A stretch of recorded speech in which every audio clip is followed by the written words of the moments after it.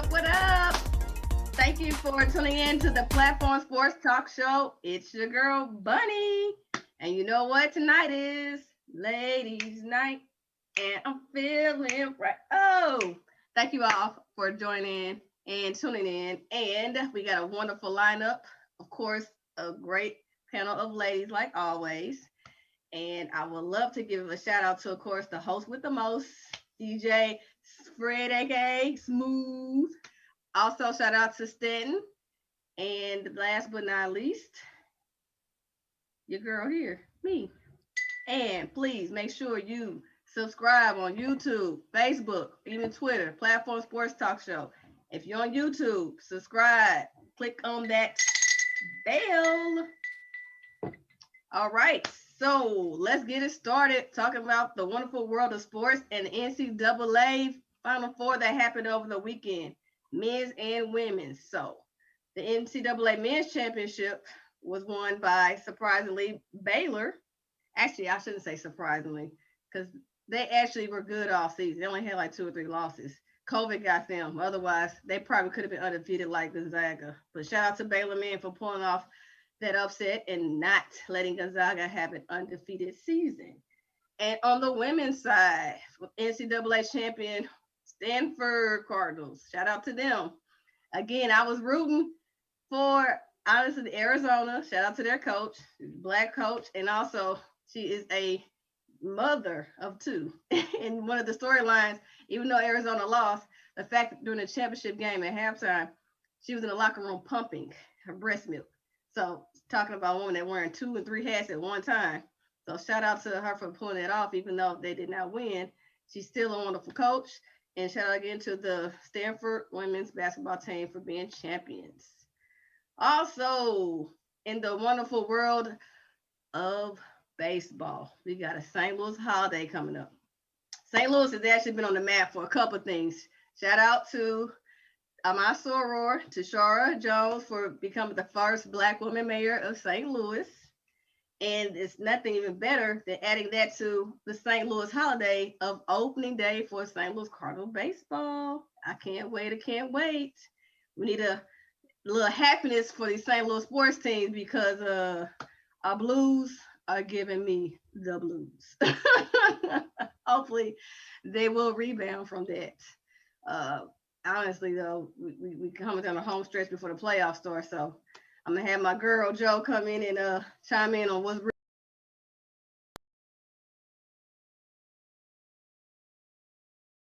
So without further ado, I'll bring in our panel one by one, and of course, as another working mom and a wonderful, wonderful guru on St. Louis baseball and St. Louis hockey.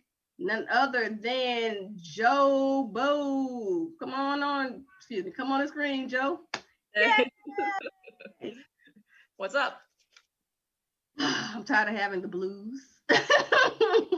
It's hard to have the blues when baseball's on right now, though. That's how I am. But yeah, it's depressing, that's for sure. 2019, a miracle happened, but I don't know what's going to happen again.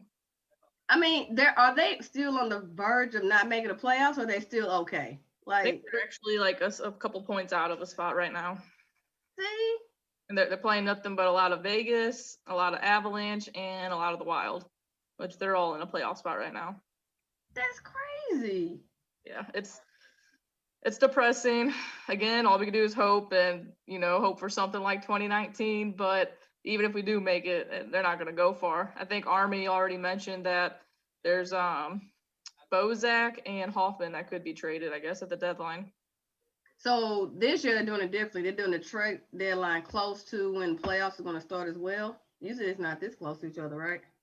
Yeah, I think we got like a month and a half left of playoffs. I think it's in May they start. But yeah, I mean, people have been doing trades, like I mentioned. Mm-hmm. Cal Palmieri with the Devils is being traded to the Islanders, so people are starting to make moves already. So I wouldn't be surprised. I think Schwartz should probably go because he hasn't really done anything. But it sucks to say that. It's sad because I love Schwartz, but he hasn't scored in like 15, 16 games. So it does suck. It's business first. And I was thinking this the other day. Are we reluctant now that we didn't resign Pietrangelo? Are we kind of like, I don't think so because Petro hasn't really played much this year. He was hurt for a while, and he's not really having that good of a year. So maybe in the long haul, but that's the thing. We have a good team. I just don't know what's going on. It's I don't know. It's not COVID related. It's not. You're not traveling you're still traveling, but it's the same team. Are they tired of seeing the same teams, or these teams exploiting our weaknesses to the point where we just can't bounce back every time we play them? Like, well real quick, we got Miss Williams saying hi. So hi, Miss Williams. Hi, Miss Williams. But I don't know. I don't know if it's like we're not playing those teams that are kind of just always going to be for sure win. Those bad teams or what, but it's just, you would think you would learn Vegas's weaknesses and Colorado's weaknesses, but nothing's changing. We're just getting completely blown out. Last game, we scored a goal to like tie it or be down by 1, and then before you know it, Vegas scored like 2 or 3 in minutes. It shouldn't happen. Okay, and what about Bennington? I was reading this article the other day. Has Bennington lost his edge? Again, I've said this on the show before. I don't think Bennington's a top goalie in the league. He rode like a thing of lightning in 2019, and that's what happens. Whenever you get to the playoffs, something like that happens. You don't win the World Series, the Stanley Cup. I'm thinking about baseball. You don't win the Stanley Cup without having that hot goalie, and Bennington was hot that year. There's no denying that, but ever since then, he hasn't really been much of anything. So I bet fans, just like they all hated Colton Wong at first, they all hated Jake Allen at first, and I bet people are missing him right now in Montreal. Well, I said Bennington was an average goalie, and I'm fine with that. Average goalies, I mean, there are plenty. All the top seeded teams right now in NHL, they all don't have the best goalies either. They have average goalies, or maybe their offenses is kicking butt where their goalie hasn't been exploited yet. But I'm fine with it if maybe our offense, because it's not just Bennington. Clearly, our offense is like he needs the help too. Like, oh yeah. It's we're scoring. I was talking to my uncle. The last 4 games against Vegas is we scored 1 goal each against the last 4 times against Vegas. So that's right. And those are people in your conference. You have to score more than that. So yeah. But yeah, I mean, again, I really don't know what else it could be. You can't say it's chemistry anymore. Good players on the team. It's not Chief. Chief won you a cup, so you can't say it's him. Knowing they'll fire him because they fire a coach every other year, I feel like. So I don't know, but he's making adjustments. Like I talked about last week, I said he was man enough to admit he was wrong. But he's made adjustments. The coach only could do so much. He's out there on the rink though. They have to be the ones. And even whatever line shifts he's doing, it's not still all on him. I'm just trying to figure out, is it stuff on the side we don't know about? Is somebody having a deadly injury that we don't know about, or somebody got a family member they just can't concentrate, it's affecting the whole locker room, like somebody getting them food poison every night? What the hell is it? I don't know. Like Fred just asked, what do I think when people say Berube is the problem? I think they're idiots. That's what I think the problem is. Like I said, if you got talent on the team, you should win games. It's correct. Berube is not on the ice. He's not out there every night. Right. And yeah, he could switch up the lines like he has been, but even that's not doing anything. Like I've said before on here, is I think Kaufman should have played top 6 at first. Berube finally caught on to that, but coaches make mistakes. People complain about Mike Schultz all the time. Do you think that? No. It's Mike Schultz not out there swinging at balls in the dirt or making errors, So I get to a certain extent you can blame coaches and managers, but you can't sit there and blame a 7-game losing streak on a manager. That's not it. That's not the problem. Especially when they're not scoring. And segue, speaking of scoring, and let's talk about our good old Cardinals baseball. Our opening day with the Cincinnati Reds, everybody's super excited. I was. I'm like, yeah, kick their asses. Yes. And then game 2 and 3 is like, wait, what? And then wasn't that bad, honestly. But I mean, I know it's at the beginning of the season, and of course we talked about this last few times. We know the pitching was going to be, we already knew that. But yesterday, the game they were trailing, and it just took one time, the 6th inning, and like boom, like yes. And we nothing big really happened either. I mean, just You put the ball in play, good things are going to happen. If you take good pitches, good things going to happen. And that's what they did. You know, Goldschmidt making a great play to score on that ground ball to third. And yeah, it's just, you know, little things like that are going to add up. John Gant, he battled. He didn't look great, but he battled. Ponce looked great in game one. And then Flaherty, he had a good start today. I do think Flaherty will probably be the most disappointing pitcher to the fans this year because people think Max Scherzer or something, you know, but they do. I know Colonel Nation didn't take him that far, put him up there with Scherzer. I know they ain't that crazy. You ain't on Twitter then. No, I'm just looking at the regular articles in the comments, so no, I'm not. Okay, but tell him stop drinking that Flaherty Kool-Aid. We saw this. He's a stud, but he had that one good half of a year, and everyone's been riding him since then. It's just because they're trying to find the next great ace and a Wayno type. We haven't had that in a while, though. The one time we did, he decided the offseason, he went to the Cubs, who was at Leicester. I mean, we had nobody. That's what we're looking for. So, of course, they're going to put the hype on. Somebody gives you a little bit of it. The ace of the, because we think about it. In our starting pitchings, who would you say is our straight up ace? Not who's the number one rotation, who's like a ace. I don't think we have an ace. Exactly. Right now, like it probably didn't look like it on Saturday, but I think right now our best pitcher in the rotation might be Wainwright. Like not with the best stuff, but with he's gonna go out there, give you everything. Even that game on Saturday, everything that was hit off him was more than like 85 to 90 miles per hour. It just went in the right spot on the field that no Cardinals were there. And that's crazy because the man that's riding off into the sunset should be able to pass on his ace's ball to somebody on our staff by now. Not like, well, I can tell this guy is and little clues here and maybe it could be it. We should know that, but he can't do that because he knows like they still ain't got nobody. Like I predicted them to win the division as long as everybody else kind of falters off, but they can't go in the playoffs with this rotation how it is now. Straight up. Hopefully, I think this will be the year that Mo, hopefully, fingers crossed, makes a move in July. It might be for an outfield bat, and it might also be for an arm. You know, I think right now we probably need a little bit of both. We got Fred with a couple different comments saying that he loves the fire that Nato brings to the team, which, yes, I love seeing him stick up for, what was it? Why can't I think of his damn name now? Oh. Why can't I think of his name? The kid, pitcher. Jake Woodford. He couldn't like he was everyone complaining that Yachty's he's a thug and blah blah, he's terrible, blah. No, Nato and Goldschmidt were charging at Nick Castellanos. He said he even had Goldie cussing yesterday, which yes, I did love that. Everyone in the dugout was so confused they had to do a double take.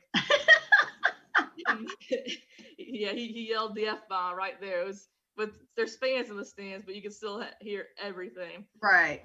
And then he also asked if I think Jeff Albert experience is a failure. I don't think so. I mean, this is our first year that we have like a decent lineup. And again, it's the 6th game of the season. Let me tell you, the Reds are going to be a 4th place team. Write that down, Fred. I know you're listening. Write that down. Look, archive this so we know they are going to be a 4th place team. Got it. April 7th, 2021 at 7:16. The Reds are going to be a 4th place team. Okay, but also how you thinking our big acquisition of offseason looking, Mr. Arenado? He's looking great, making those plays at third. That should be hard for anyone else, but it's easy for him. And he's got a 6-game hit streak. Hey, I saw that. I'm like, yeah, this ain't no fluke. This ain't gonna be okay. He signed and then he gonna falter. Nah, I said everyone thinks that he's only going to hit in cores, but as you've already seen, he's hitting. Apparently Miami's like his worst stadium that he hits in, and he still got on base every game. So I think he's going to be just fine. I can't wait for tomorrow to see him at the home opener, hear the applause he's going to get. And he ain't going to know what to hit him. He's not going to understand what this St. Louis holiday is all about. Like, yeah, he's not going to understand. Because I know all them years in Colorado, he may thought he saw fans here and there, even in the playoff time they're going, but Cardinal Nation, they're going to give him the red carpet 2 times off, I'm telling you. Oh, yeah. Like, it's happy flight home from Miami. They're going to be pumped. And I think it's pretty cool that they're putting him in the festivities in the beginning that Scott Rolen's throwing out the first pitch to him. Scott Rolen's one of those guys he looks up to. So that's pretty awesome, to put him in there right away. One more question, because I know Fred loves Mr. Bader. Since he's not in there because he's injured, and the replacements, Shield did a replacement in the outfield and the infield. He moved. Who was at a second base? Edmonds was playing, but Carpenter's played. Yeah. Oh, got the salsa shirt on. I said, oh, not the salsa. Okay. Hey, he took a big walk today, okay? And then Yachty hit that 2-run yak, okay? Big fantasy points for me, too. Oh, okay. All right. We'll take those. Because I was happy. Look, make adjustments if you need to. We know we talked bad about Bader and him striking out, and we don't want these replacements, even though they weren't looking the best. But overall, we'll take what we can get. I just want to know, Bader comes back, what's it going to be looking like? In the outfield for him, center field, and how he's going to be batting. I mean, I think he's going to have to obviously rehab and look decent at the alternate training site in order to get playing time, especially because he's going to be out for quite a bit. So if Justin Williams is looking good, like Fred said, he took a good at bat today, and he made a hell of a play to end the game. So that's the thing. He's been striking out here and there, but he's making really hard contact. And today he finally, hard contact, and it hit the pitcher, but still hit. So if Justin Williams can go out there, keep putting up good at bats and competing, and then Bader comes back, Bader's gonna have to prove himself. He might be what some people want him to be, is a late inning replacement and take over for Gold Glove Tyler K. O'Neill, because Tyler O'Neill looked like trash out there. Let me tell you. Look, trash or trash? Just a little trash, or he looked like trash? Did you watch the game yesterday? Did you see the first inning? I didn't tune in until the third. Bad. I'm telling you, the guy won a Gold Glove because, for one, there's not many left fielders in the league that are good in the outfield and left field. That's where they put the bad fielders, is left field. And it was a 60-game season, and he won the Gold Glove. We're gonna put an asterisk next to that. Oh, damn! Tell me how you really feel, Joe. I did. He's got 11 or 12 Ks and 23 at bats. I know, and that's why I say it's funny, because Bader being gone, we still have somebody else that's not doing the best. But I think we strikes out once in 2 games, and all of Cardinals Nation, Cardinals quote unquote fans, are saying that he's terrible and this. No, you ain't a fan. You ain't watching the game. Let me tell you. Real quick, shout out to beer. It's National Beer Day. Oh, congratulations! Pop one up for National Beer Day. Congratulations. Yeah, I'm sorry. I'm just drinking the traditional H2O. If I'd have known, I'd have showcased it. Sorry. Okay. But no, I'm excited. Baseball's back. I've been watching baseball every single day. Astros are off to a good start. Cardinals are looking good. It's happy. We usually have the laptop up with 4 games, another game on the TV. It's been heaven. All right. Okay. I'll take that. Well, let's get somebody else to add some 2 cents into our conversation. Of course, we have a regular on Ladies' Night with our good old trap Zumba guru, Miss Purple Rain, DeJanel Freeman. Come on down. Hey, what's up? Hey. What's that hoodie? What we rocking on that hoodie? Oh, can you see it? So we got Kobe and Gigi, of course. We got Biggie, we got Pop, we got Nipsey, and we got Eazy-E. All right. Everybody, legends. For LA, okay. Legends. Okay. Excluding Biggie, but everybody. Okay. That's exclusive. Look here, I thought Joe was doing some exclusive salsa shirt. Oh man, thank you. You got Joe with the salsa shirt. I'm not gonna acknowledge her Astro. That's why I keep mentioning the Cardinals in the salsa shirt. We're not doing that. Yeah, we just did looking at her Cardinals one. And then you got the hoodie. Okay, that's nice. Right. How you been? What's going on in your world? I've been great. We're back in person doing Trap Zumba, as you mentioned, every Saturday. Okay. 3:30, 1500 Mallinckrodt, come through.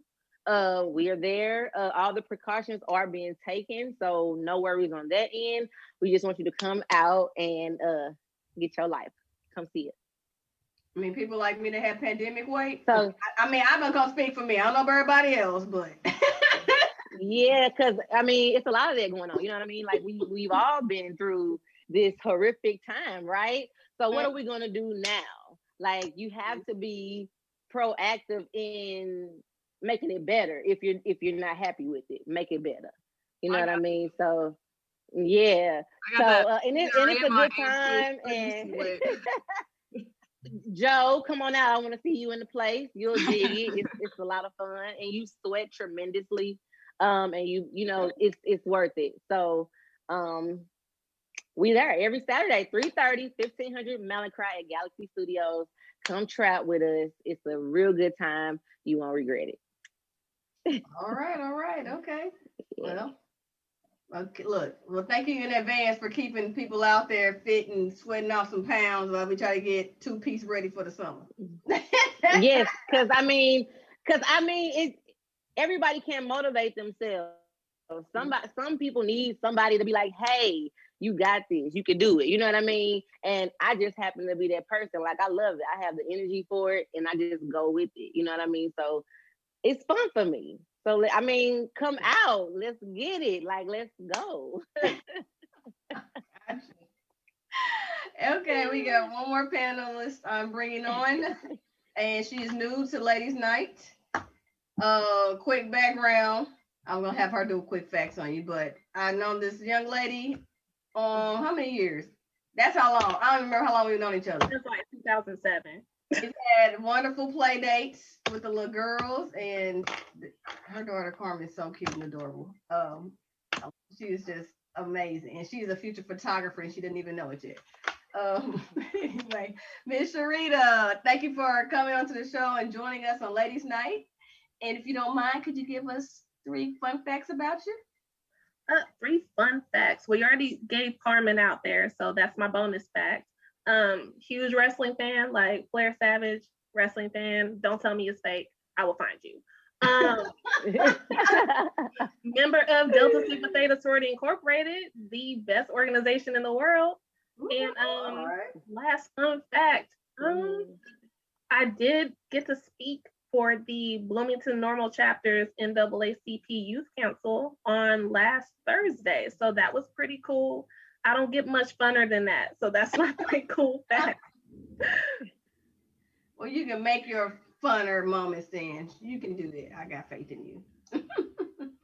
And Cherita, Miss Williams says welcome. Hello. And Miss Williams is a faithful viewer of our show. So we always love when she chimes in and she interacts with us. And anybody else out there that's watching, please leave all your comments under the Platform Sports Talk Show. Leave all comments there. When you comment, we see them. We interact with you. So interact with us. We interact with you. And we have another panelist that will be joining us shortly. And I must say, I think Cherita and our other panelists will definitely have some good back and forth. I got a feeling because y'all personalities, yeah. If you're gonna come for somebody, they telling you that wrestling's fake. I'm like, oh geez. Let's go. I'm like, okay. I mean, look, as much as we talk bad about the Astros to Joe, she hasn't threatened that she's gonna come for us yet. I guess because we're still Cardinals fans too, so she lets us slide some. Yeah. Right. I see people on Twitter, and my brother gives me crap all the time. I'm good. They're winning ball games. I'm good. Everyone else is mad. They big mad. Like Astros fans always put, hoes gonna hate. All right, let's go. Wow, really? Ow. They're winning ball games. Okay? They are winning ball games. Can't be mad about that. She said, hoes going. Wow, okay. They always say, hoes mad. Hoes mad. I'm telling you, man, they post it all the time. I love Astros fans. They're hilarious. Oh my gosh. And then the NBA finals are around, the playoffs are around the corner, so Purple Rain. You know, it's a lot of Laker haters out there. And with the Anthony Davis and LeBron being out right now, you got people saying you got to go get dethroned this year. The playoffs start soon, so be aware. You're about to hear people talk bad about your team. Listen, people are entitled to their opinion, but what's not going to happen is the disrespect, okay? We're not going to be disrespectful. We're going to keep it cool, all right? So as long as we can keep it in that area, we good. It's just sports. You know what I'm saying? It's supposed to be fun, right? You root for your team, I root for mine. End of discussion. Okay.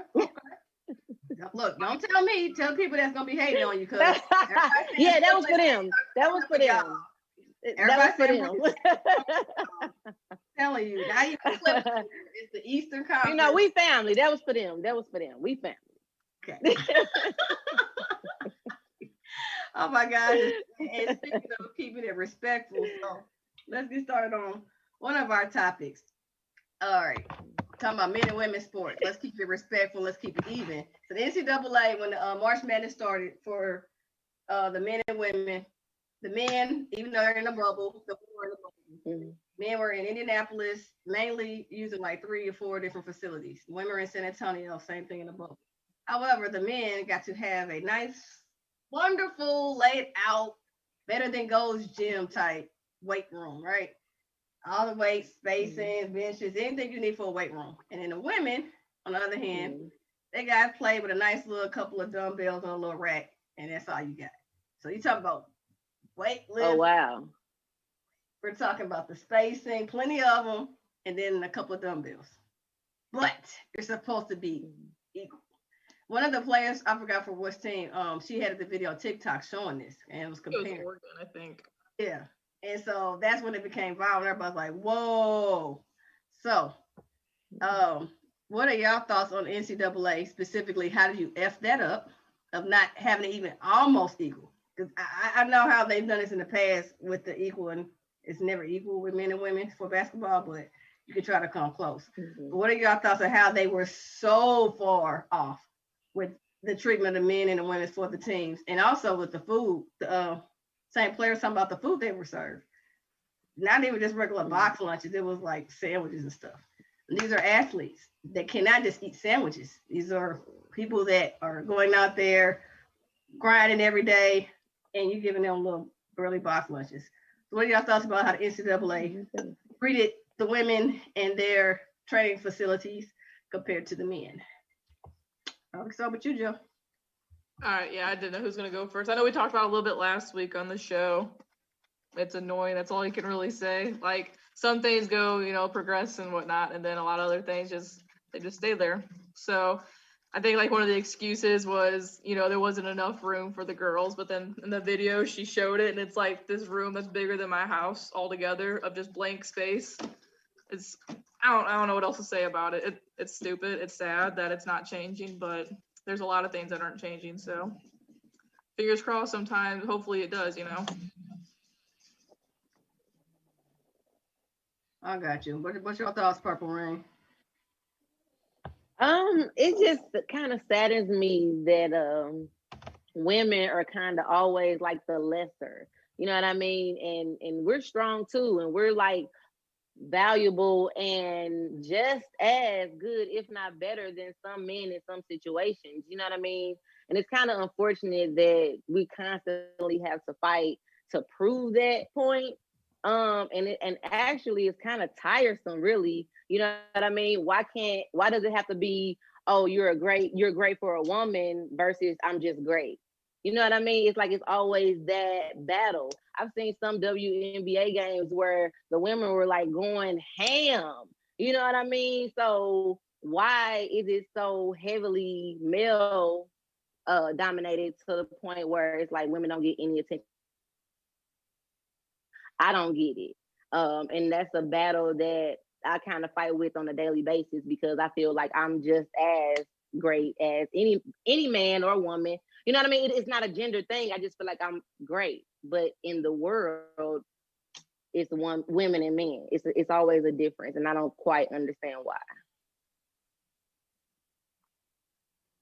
Yeah, Miss Williams saying it just goes to show that they don't take women sports and women athletes as serious as they take men's sports and men athletes. Which, and it's but the question is why though? Because you got like Bunny stated before, you had the coach in the locker room breastfeeding in between.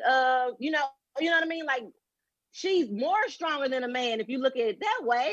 What man is going to be able to do that? That's what I was trying to say. You know what I mean?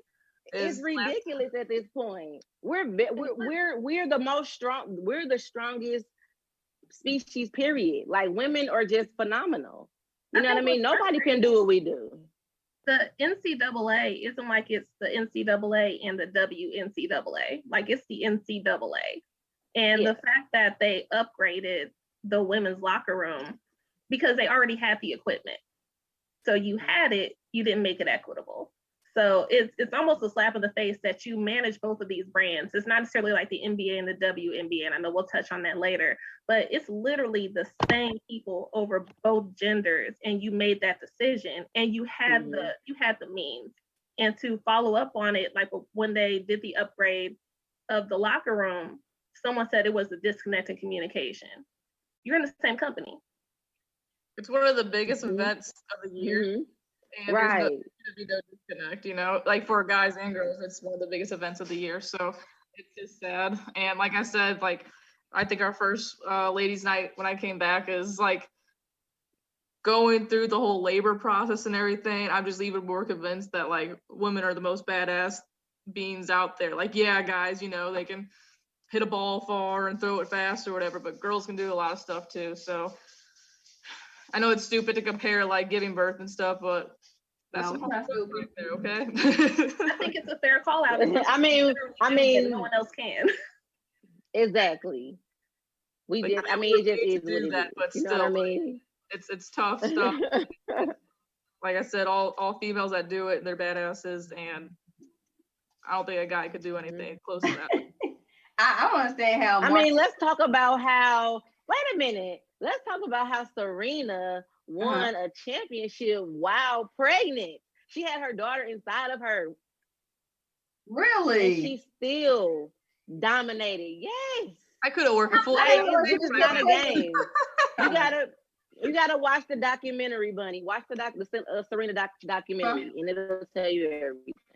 Okay. But she's badass, and nobody can argue with that. So it's like to be looked at as a badass woman. Why can't she just be looked at as badass? Period. You know what I mean? And that's the disconnect. It shouldn't be a gender issue. You know, but it is. So why here did we the are. NCAA how do you even drop the ball? Nothing else. Put a woman that's over the NCAA Women's Basketball Conference. I bet you the head honcho over that one would not have dropped it to where. And women are extra anyway. Like, you know, we want our locker rooms decked out. Like, what are you talking about? Why would you even insult us like that? Insult them like that? Why would you do that? It seems like somebody wasn't thinking. You know what I mean? So if you think about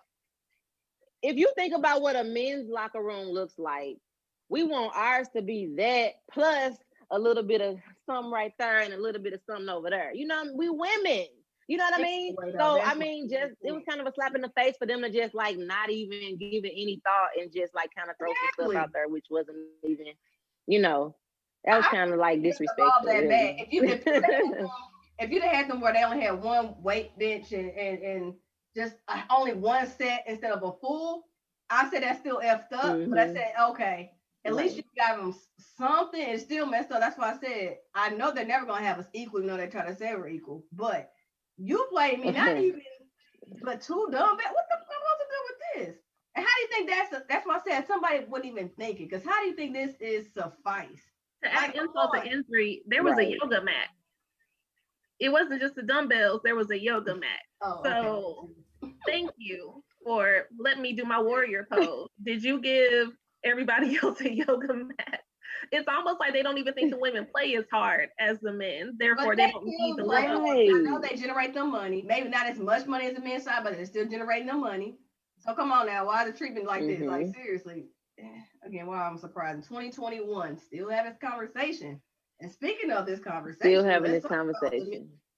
And money and the treatment. So y'all favorite all-star Draymond Green was asked about the pay gap. So y'all know the WNBA women have been complaining and trying to get notice that they have a big inequality when it comes to being paid compared to NBA players. The WNBA women, they one of the highest salaries on like $60,000. They're not paid a lot. Now, granted, their season is less than the men's, but still it's a big pay gap. So Draymond Green, of course, like I said, an all-star for the Golden State Warriors. He said he insists that he fully supports higher pay for women athletes, but believes they simply weren't doing enough to achieve that goal. He's tired of seeing them complain about the lack of pay because they're doing themselves a disservice by just complaining. So, what are y'all thoughts on that? Miss Cherita, you can start this time. He needs to stick to Subway commercials. At this point, it doesn't even make sense. There's an obvious difference. Like LeBron James and Sue Bird, let's compare those two. They won the same amount of championships, and Sue Bird has $215,000 as a salary. For Cherita, perfect. But to be equivalent as far as like your game and your statistics almost to LeBron James, who's at a $37 million salary. And we're not talking about endorsements. We're not talking about all the extra stuff. That's how much he's getting paid from the NBA. And I love LeBron. Like, this is just a matter of comparison to salary. But the situation is Draymond's sitting around like he got a plan. Do you have the keys back? I can't stand Draymond Green. I've never really liked him. So Miss Williams said, let's not talk about the fact that the women's U.S. soccer team outperforms the men's U.S. soccer team every year, and they get paid less, which is 100% correct. I've never, I remember last time when we played China, I think it was, every time we scored, I was running outside our back deck with my American flag, USA, screaming, waking up the neighbors and stuff. I don't remember ever doing that for a men's U.S. soccer game. The crazy thing is, they don't go there for, they don't win enough. Even comparing the resources, like the NBA came in with the investment to start off with good paying salaries. The WNBA did not. So for him to like compare, y'all need to have a plan, you got to do more, when you know it was almost set up for them not to make that much money. They didn't expect them to last this long. And then here they are. Like if Draymond Green were to hear a white man say the same thing about a black man's salary, y'all got to do more to make more action. Sir, you're being a hypocrite. Like, you're in the wrong shoes to say this to anybody who's fighting for equality. It doesn't make any sense. Draymond would have been big mad if, if someone said that about him. So yeah, it's, I don't know, like you could compare all that inequality stuff to a lot of stuff. Like, it has nothing to do with sports, but like everyone knows I'm a big DC nerd, and Ray Fisher, who plays Cyborg in the Justice League, he's complaining, which okay is good, but Gal Gadot, who plays Wonder Woman, was being sexually harassed her and all that, and that's barely talked about. It's only talked about the inequality of him. So I just feel like they both need to be talked about, and it's always one over the other, I think, and I don't think that's right. Inequality is inequality. Yeah, sorry about that. Yeah. Also, my goodness, excuse me. We have a one moment, y'all. Sorry.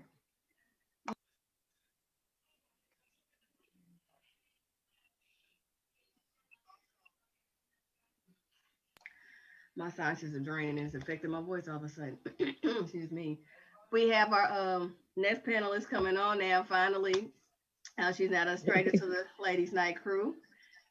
Miss Annie, excuse me, is a regular and she's full of personality. I'm not even gonna make her upset right away by talking about her wonderful losing Cowboys. But Miss Annie, you will get a run for your money because we have a new one with Miss Cherita here, and Miss Cherita said you better not come for her and her wrestling. So Annie, are you a wrestling fan? Please tell me you're. I have not watched wrestling since like 2000. That's recent. Girl, bye. Compared to all the history, it's fine. Yeah, I haven't watched it in 20 years, probably since I was like a senior in high school. Wow. Do you think it's fake? It is fake. What do you mean, do I think it's fake? It is. Damn, that's all she needed to hear. It's real of people are really risking their bodies to do the type of performances that they're putting on, but these people are not actually fighting over like personal beef. So it's not this is not a film street fight, but it's real in terms of I mean, wrestlers have died in the ring, have gotten seriously injured. So it's real in terms of like the price that their bodies pay to put on this level of performance. So it's real in that way. But That's all that I'm trying to get people has to died and come back I'm fine with sometimes. that. Okay. I agree with that. It's scripted athleticism. Like, I'm fine with how that's taken. I always just found it funny when people are like, you watch that, it's fake. And it's like, did you go to the movies on Friday? Fake. Whatever you want to do with entertainment, go for it.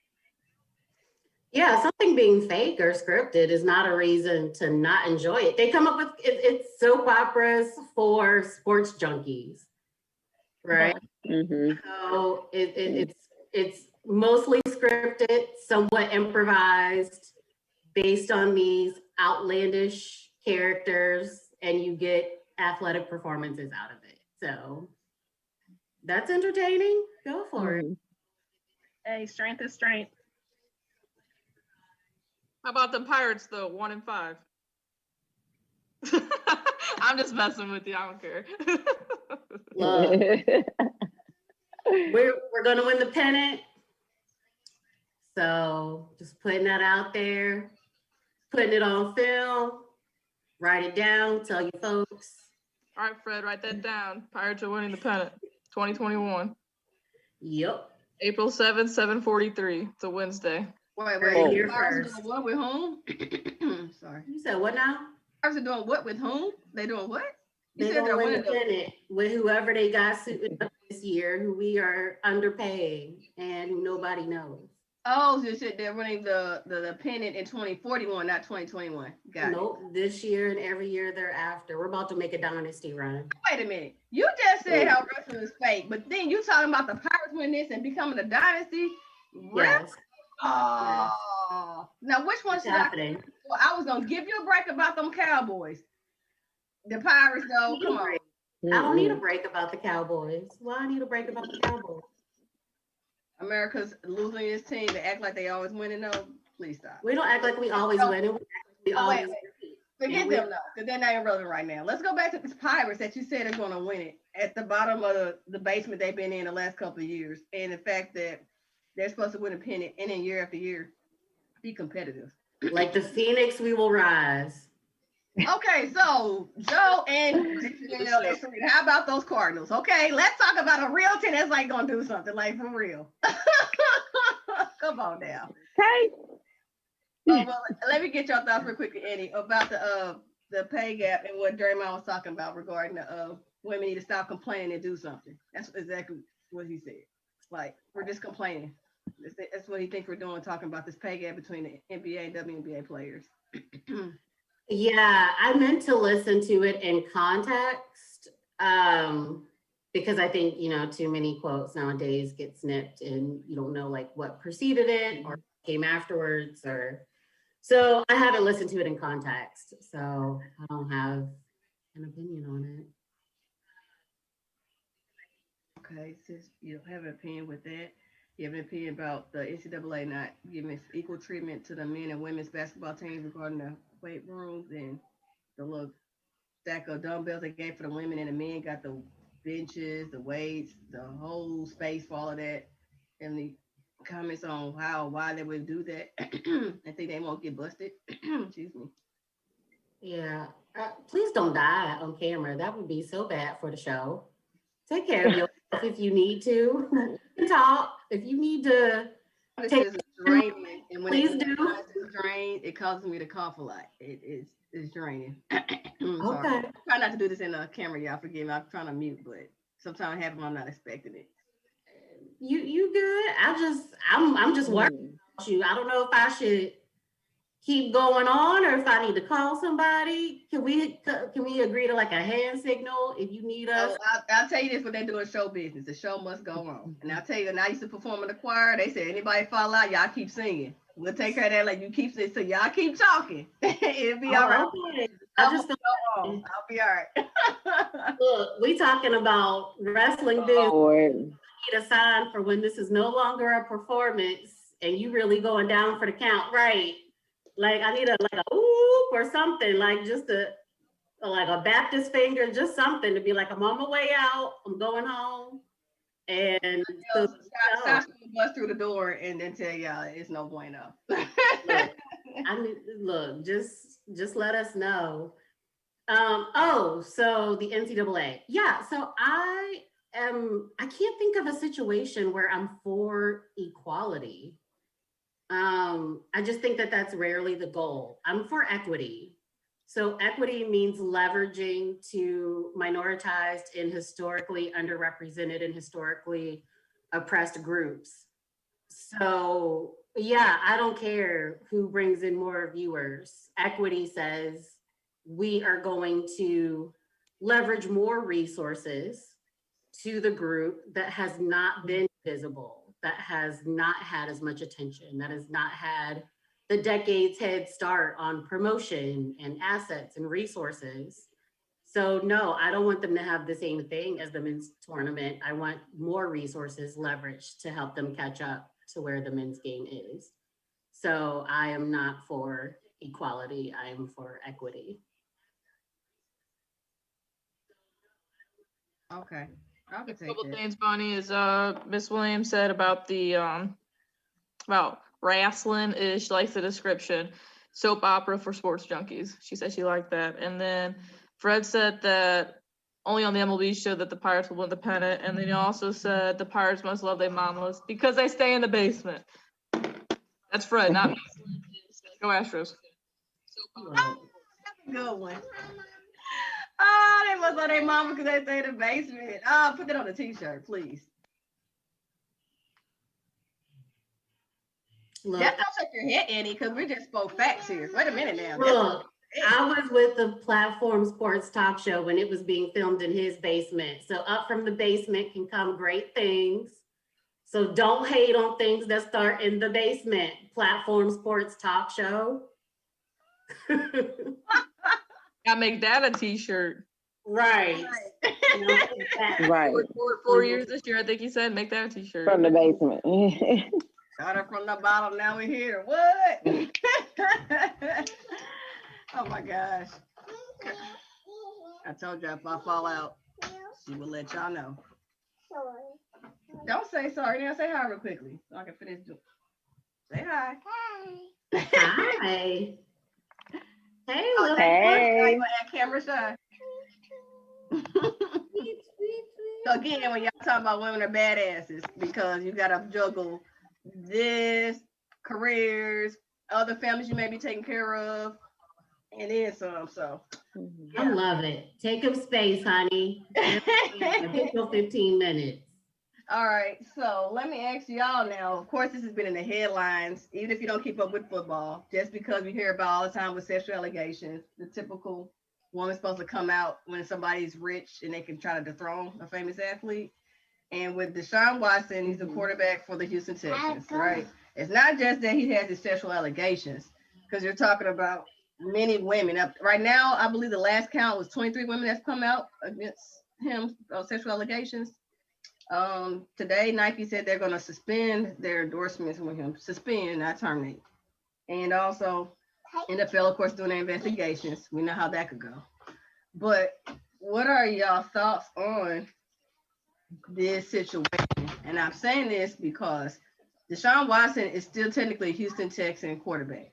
However, a few months ago, it was like 3 months ago, him and the Texans weren't getting along and he was demanding to be traded. After that became public, it just coincidentally to me, maybe it's not a coincidence, when the allegations started coming out about sexual assault. And you may think, like, what does one have to do with the other?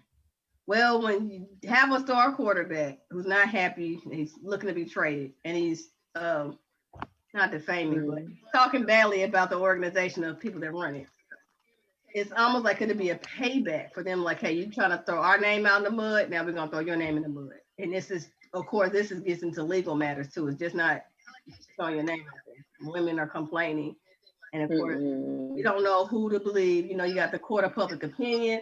You eventually had a court of law. You eventually have settlement, so you don't know who was saying the truth or not. So it's still so messy because, like I said, it's still ongoing. We don't even know. We haven't even had a trial yet. It's just all this hearsay. So what are y'all thoughts about this whole Deshaun Watson's allegations that's going on? Oh, sorry. We can start with you, Cherita.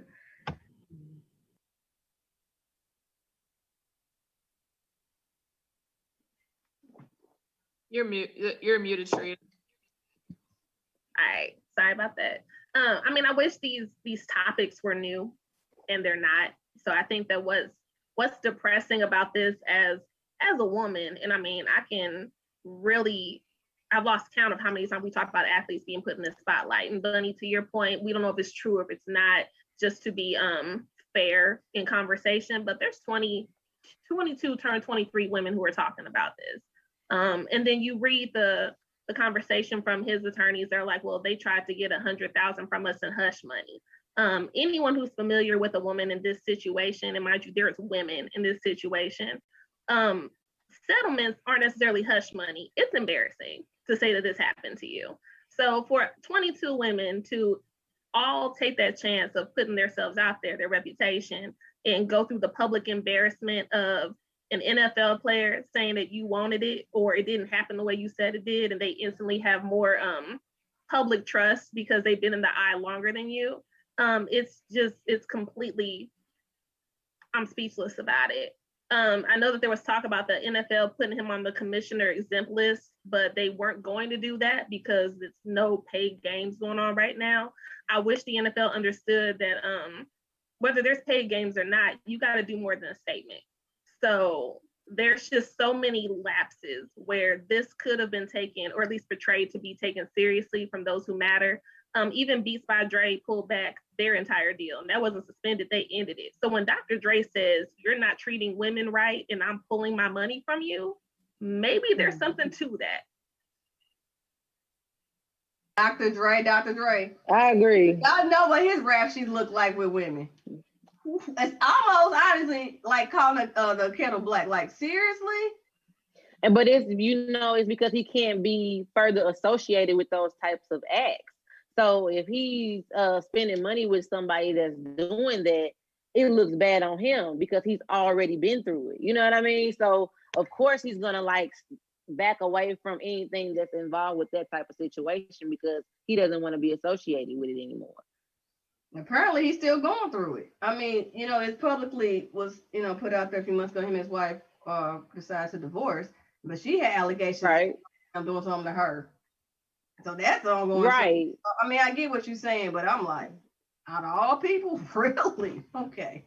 Yeah.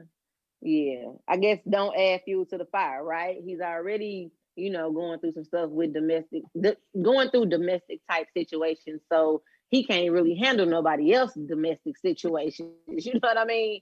You know, it ain't that deep. So I don't know. Well, I know, like I said, it's the off season, so we'll see, because the NFL's track record in dealing with this, it ain't the best, and I don't want it to be one of those things where, because it's the off season, right now, of course, everything's going around the draft that's coming up in the next couple of weeks, but when we get to talking about training camps and all that, is Deshaun Watson, yes, did y'all say he's exempt where he can't participate in any team activities right now, or is it just still? They haven't made action on it. So it's been discussed, but they haven't asked it. So he's basically treated just like none of this happened, according to the NFL. They've made statements identifying that they know the charges or the accusations are there, but he's not on the exempt list, which means he could get drafted, he could go to camp. Like, they haven't made that action because there's no season happening right now. But now's the time to say, even when the season comes, we don't want to deal with this until we know you're innocent. And they haven't made that move. So let me ask you this. If it was only one lady that came out about this, and he's not on this list yet, that he can still participate in everything, is it still okay? Because, we're right now, everybody doing public opinion. We haven't had a court of law yet, so technically he hasn't been charged. It's almost like, it's the talks, it's the rumors, but nobody has come in and arrested you, so you haven't done anything illegal, well, at least gotten caught yet. So if it was just one instead of 22, should he still get the same treatment? I mean, nothing has been charged against me illegally. I'd say so. I don't know why it should take, and this isn't saying this is your point of view, but for anyone who feels like you need more than one woman for this to go through that, I think one life is just as valuable as 22. So if somebody was ever treated that way and they didn't want it and they're coming forward, something should happen. Mind you, I don't know what that stance is. Pot to kettle, I said the same thing about Draymond earlier. I don't have a plan for how that should look. But at the same time, I don't think it should wait until, the threshold is 5. Once we get to 5, we'll take action. Like, nah, if they seriously did it to 1, treat it as seriously. But that's my opinion on that one. Well, I also say it gets a slippery slope. That's why I keep talking about the court of public opinion. Like I said, he hasn't been charged yet. 22, 23 women have come out. And let's just say whether they're telling the truth or not. What is the NFL's conduct policy is they're not a court of law. So that's the thing. When they first started this stuff, when the Ray Rice domestic issue happened, and that guy reconciled with his wife, and it came out months later, and then they try to, to extinguish it, right? And then we find out later, they have a woman that's supposed to be handling these type of investigations, but she still reports to a man. NFL still picks and choose how they choose, because everything that's happening in NFL with domestic or sexual assault does not make the media. I know y'all know, because it's 53 players on every team. Everybody's not a high profile player. So if you're not high profile and you still have these allegations, sometimes it don't come to the media, but it still goes on.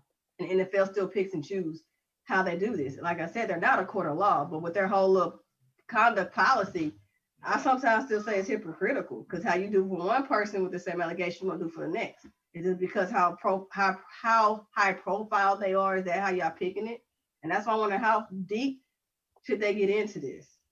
And before Deshaun Watson, I was thinking this, because I'm like, you have like a rubric almost, like, okay, y'all got 2 sexual assaults against you, but you only on a 1-year contract and you're the 53rd man.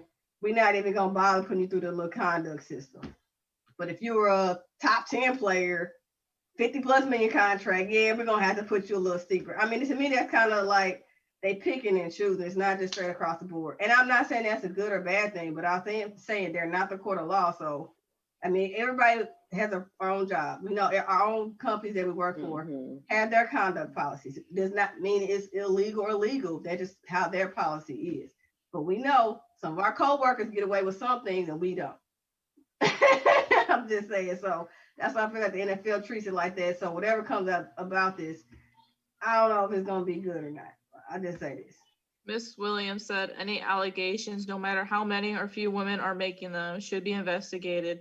But until that investigation is complete, we have to withhold judgment. That's true. But a court of public opinion does not like doing that. And especially when you add numbers and increase numbers of people complaining against you, it's usually not looking good. But again, we don't know. Court of law is supposed to take care of this. But yeah, I know when you have money involved, money does change some things too now.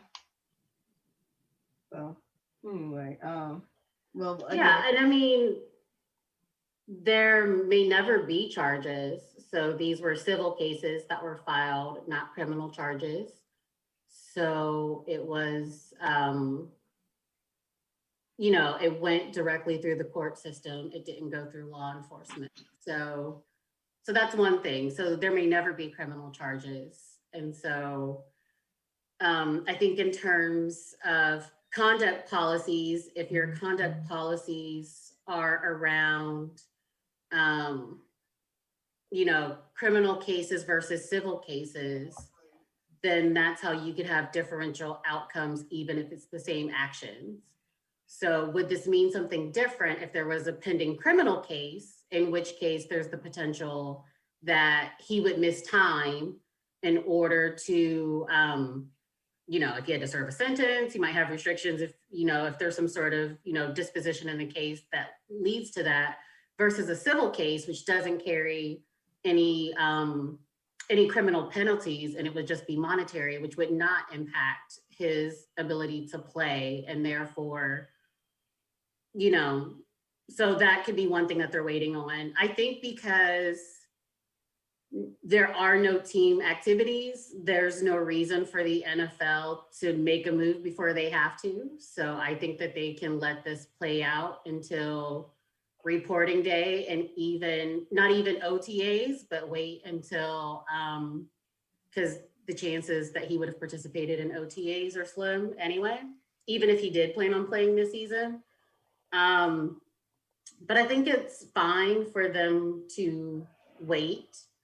In the same way that we want the public to withhold judgment, I think it's fine for them as an employer to say, we don't want to take any action before we absolutely have to, and to see how this plays out. So, I mean, and in terms of like differential treatment, so because they are not law enforcement, the only reason why they instituted a conduct policy outside of actual performance related to football is because of public outcries around, like, these are role models, there's, you know, kids watching their behavior and all that other stuff.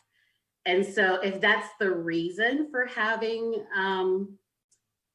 these types of conduct policies or conduct unbecoming that have nothing to do with actual performance on the field, then it does make sense to have differential treatment, because different people are looking at Deshaun Watson as a role model than are looking at your backup special teams player, right? So if this truly is a public image management conduct policy, then it makes sense for them to have differential responses, because that's why they're doing it. And so to the degree that you make us look bad, that is the degree of your punishment. To the degree that nobody even knows who you are, if this only exists to deter you from doing things that make us look bad, then you can make us look bad. Nobody knows about you. And so they're not going to respond in the same way. Let me ask you this. So if Deshaun Watson, let's just say it's still the off season, he wouldn't have any criminal charges against him, but civil suits are going against him. Should he still have to go through the NFL's conduct policy and be whatever the fines, whatever they suspend you for? Should he have to go through that over these civil suits and not criminal suits? Well, I don't know what they'll do. So the NFL has a conduct policy. Each team also has its own conduct policy. So he could be facing 2 levels of response or reaction or punishment related to the civil cases. But I think it's fair for an organization to say that we will have a differential response to a criminal case versus a civil case, because it should be differentiated. If you're not charged on the court of law, but somebody's bringing a civil case, and we don't know how long that may take, 2 years sometimes. You know, civil cases don't always go fast either. Did you still right? But it also doesn't prohibit your engagement in anything. So in a civil case, he does not have to appear. The potential penalties will not require jail time unless he doesn't pay the money, if they are awarded money. So that's different than you could be looking at jail time and you will not physically be available to the team as a result of your actions. And so because you will not physically be available, because you will be incarcerated, we need to release you, or we need to do something else so that we can have someone else in place to play, versus even if the judgment goes against him in all of these civil cases, he wouldn't technically have to miss a day of football. And so he would still technically be available to play as a result of civil cases versus criminal cases. But I see 2 things. Like I just mentioned at the beginning, he was having beef with the organization. He wanted a trade. And then these allegations come out. Coincidence? I don't know. Let's just say it is a coincidence. Mm-hmm. It's going to be an expendable charge for the Texans to give him to release him. But what other team wants to look him up? With all this baggage, you know, court of public opinion, some people can get away with their background of having manslaughter charges, DWI, and a killed person, stab. Y'all know the list goes on and on. Mm-hmm. And people will still dog them, and they'll let them play after a season or 2. It may not be forgotten, but it's not brought up in the media. And other people, every time that person hit the field, they're gonna bring it up. So it's like, what team want to take that risk dealing with him? Whether if he's not, like I said, with these civil cases, you already don't like the organization, or they're gonna hold this over his head and say, hey, you stay with us, but you know, if you don't perform, you get released, nobody's gonna pick you up because of this baggage you have. So to me, from a business perspective, the Texans are actually going to win out of this one, no matter which way this goes. I mean, so it depends. So from a purely business standpoint,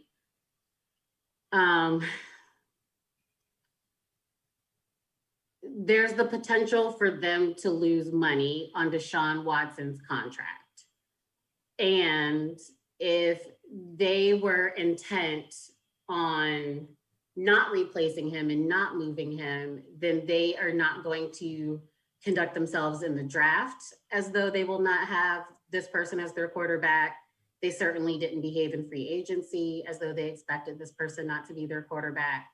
So they will lose out if he ultimately gets released or is otherwise not made available to the team. Even if they move him, they would now have to move his contract at a depreciated value than what they would have gotten prior to the allegations. So they will lose out in that way. So they do lose in terms of the contract and the money and the timeline for their franchise. So there are consequences to them if he does leave the team under these circumstances. I guess do an apples and oranges comparison. So, and I'm not trying to offend anybody. So, Purple Rain, you remember, y'all know Kobe was great, and when he got hit with the allegations with the rape, it was dog through the mud. The Lakers kept him, and you see how valuable he was. Mm-hmm. And it's like, you can't bring that. It's like technically, when that happened, it was so fresh, but 2-3 years later, people kind of knew but didn't talk about it, and his greatness superseded that, especially then winning 2 more championships. But it's like, is it because he was Kobe, Right. not mentioned again? Because the NBA didn't have a conduct policy like they do now when that happened. But like Deshaun Watson is a very good player. He's sought after. He's not a Kobe of his sport, at least not yet. But you see what happened with Kobe, and eventually it didn't, let's say, go away. But it's like he's so great, and that was court of public opinion. They were Nobody talks about it anymore. They right, and it's like, oh, okay. Now again, I said it's apples and oranges, but there's some similarities. It was never went to court. Whatever girl said, whatever happened, but it's like some people still brought it up. And when when Robert Roberts, when she did the interview with Lisa Leslie, she tried to go there, and people got mad. And that's when Snoop Dogg went off. Like, how you mention that? Kobe's dead.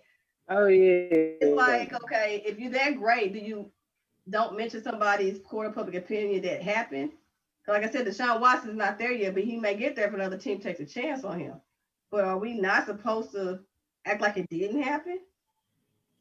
Yeah, so I guess it means it depends on act like it didn't happen and in terms of him going to another team. So it's separating out what happens in people's personal lives and interpersonal interactions from people's jobs, right? And so his job is playing football in the NFL, and he is still good at his job, even if these allegations are true. And he is not a great human being, or at least went on a year spree of not being a great human being. He is still a great quarterback. And so teams who need a quarterback will take him because they have to put a product on the field, and he does that product better than most people on the planet. I have never been in support. I mean, private enterprise can do what it wants to do. So if companies decide to fire people based on moral reasons, that's fine. But I'm never one to campaign for someone to lose their job over, particularly if it's not a criminal case. Like, I understand if you have to lose your job because you were incarcerated, but I've never been one to campaign for people to lose the ability to earn income and to take care of their families. So I wouldn't have a problem with him getting another job. In terms, the second piece of that, in terms of should we keep bringing it up? Should we remember that it happened? talk very openly that I'm a survivor of sexual assault. And shortly after Kobe's death, I wrote a post called "I Don't Need You to Hate My Rapist." And so it was this idea that people used Kobe's death as an opportunity to say, like, why are you celebrating this man and saying how great he was? Look at this situation, blah, blah, blah. And I'm pretty, well, I don't want to assume everybody's intentions. I'm sure that there was a percentage of people in that group that was calling for people to not celebrate Kobe Bryant because of what happened in Denver. Thought that they were helping the woman who was the accuser in that event, but and championing like her. I felt bad because she woke up that morning going about her life, and now she's trending, and now people are in her mentions, and now all these stories are being resurrected. I would not want, I don't know where the person who assaulted me is today. And I'm grateful for that, because I would not want every time they got a new job for it to run on ESPN what he did to me in perpetuity. Every time he got a new job, you got to run a story about what happened to me. Every time his money comes up, you use me to weaponize why you don't pay him, why you use me to weaponize a fan base against him. You use me to weaponize or use me as a pawn to talk about the dynamics of Black men in sports and who's trying to keep who down. And they do. And you're leveraging my personal pain to have a conversation that you don't need me to have. And so do we need to keep bringing it up? No. And it has nothing to do with like, we need to let it go for Deshaun so much as it is. These women don't need to be brought up every time he makes a job move. We do not.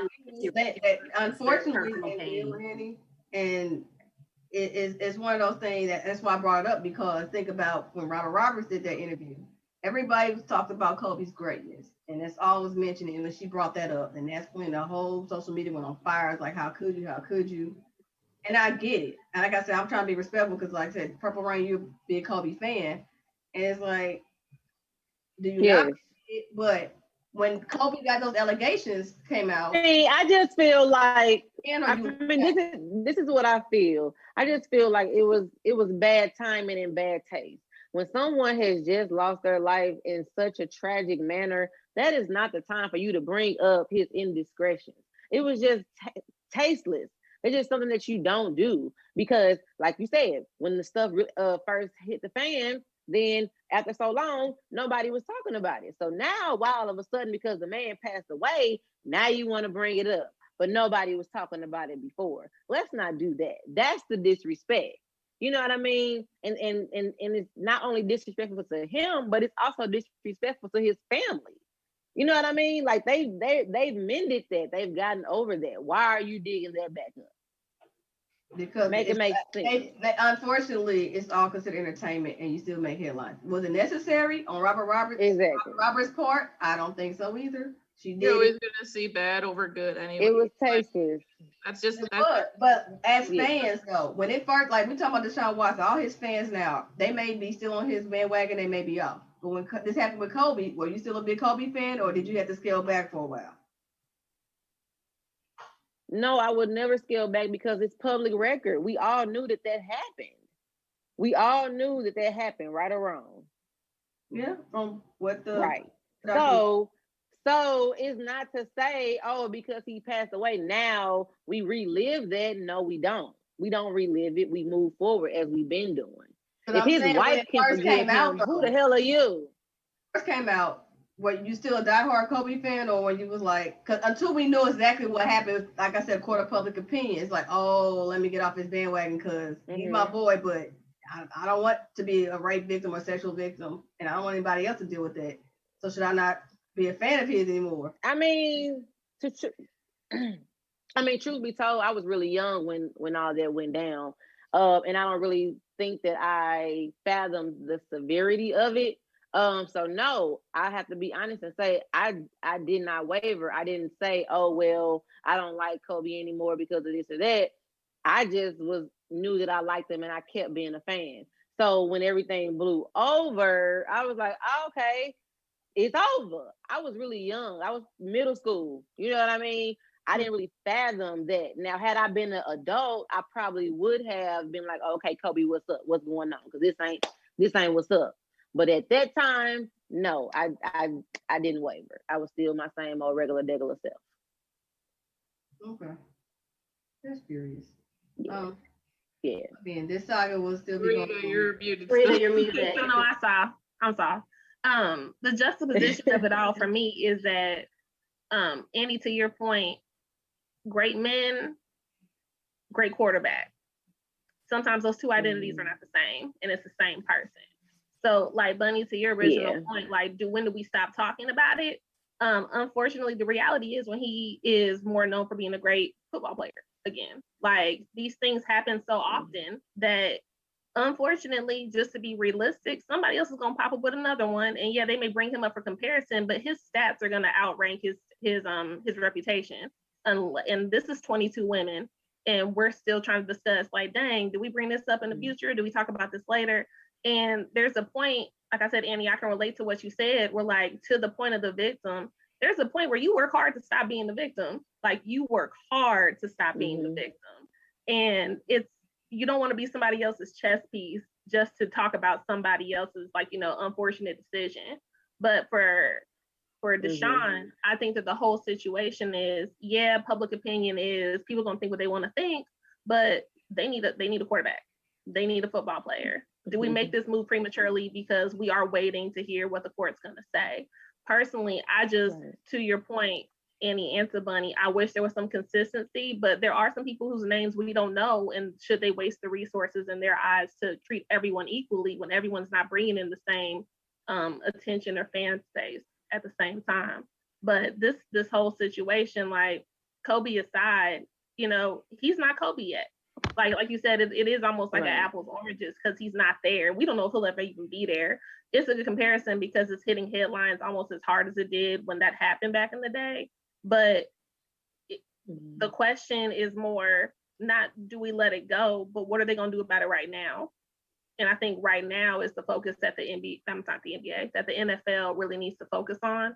Because when we talk about if it's one woman or 22, just from being identifying to the situation in general, my perspective is if you're a brand who really cares about how people are treated more so than what your brand is affiliated with, one woman should be enough to be like, hey, everybody gets this treatment. Like 1, 5, 22, 307. We need to make sure that because we care about our brand and our image and it's authentic, we don't want to partake or seem like we approve of it, whether it is 1 or 22. And I think that's where, like you said, Bunny, the NFL waivers, because they do kind of wait for that threshold of, is this worth us saying that we want to separate affiliation with this person publicly? And as somebody who has seen the other side of the fence, it hurts either way. And it's like a spit in your face when they don't detach soon enough because they want to wait for like a 24th person.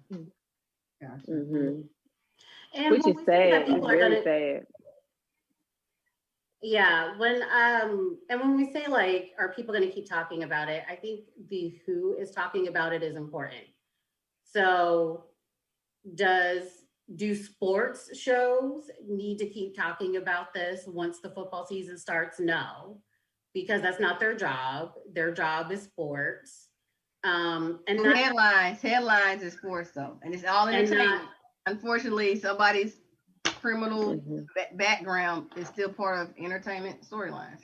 No, I hear that, but at the same time, like, if they stop talking about it, I'm not going to be like, well, why is this 3 or 4 letter sports network not talking about this anymore? Because it's not sports, and so I'm fine with sports people talking about sports. Whether or not other groups of people, segments of media, those sorts of things continue to revisit the sexual assault and the sexual harassment aspect of the story, that's fine as well. But if sports decides there's another sports story that we want to talk about, and we're going to move on. I don't blame sports for wanting to talk about sports. And not everybody who's in sports media is qualified to talk about social issues. And I don't think you want them talking about, we just had a whole conversation about Draymond Green, keep your mouth shut. You're not well-versed on this situation to be talking about equity and pay. So not every sports personality needs to be talking about sexual assault and sexual harassment. That's not what they're making their money for. So I'm fine with sports people moving on when this is no longer a relevant sports story. Can other people continue the conversation from different perspectives? Absolutely.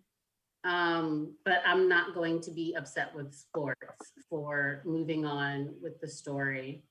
And the other thing that I find interesting about this story, I always default to believing accusers while at the same time withholding judgment until all information is out. But I think that one thing that is interesting about the allegations is that this all happened during COVID, that he has no allegations despite people trying to find them pre-COVID.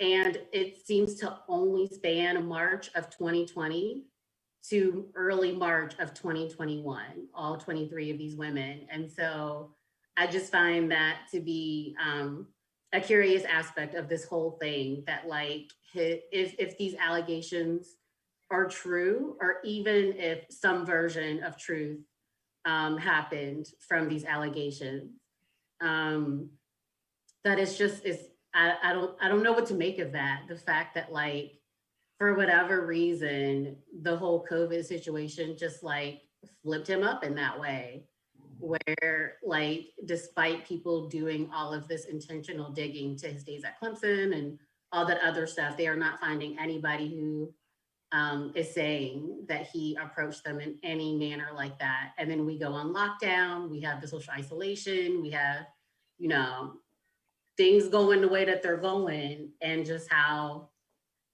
that revealed a different piece of his character, if any version of these allegations are true. And so I just think that's an interesting aspect of it. I don't have like a categorical decision on what that means about him or the situation. I just thought that was an interesting aspect, that all of this has just happened in a year.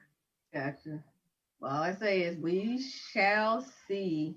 Got a couple comments. Sorry, Bunny, just to cut you off there, but well, one is based off of what we've just been talking about for the last couple of minutes, was Miss Williams saying, I remember the Kobe incident.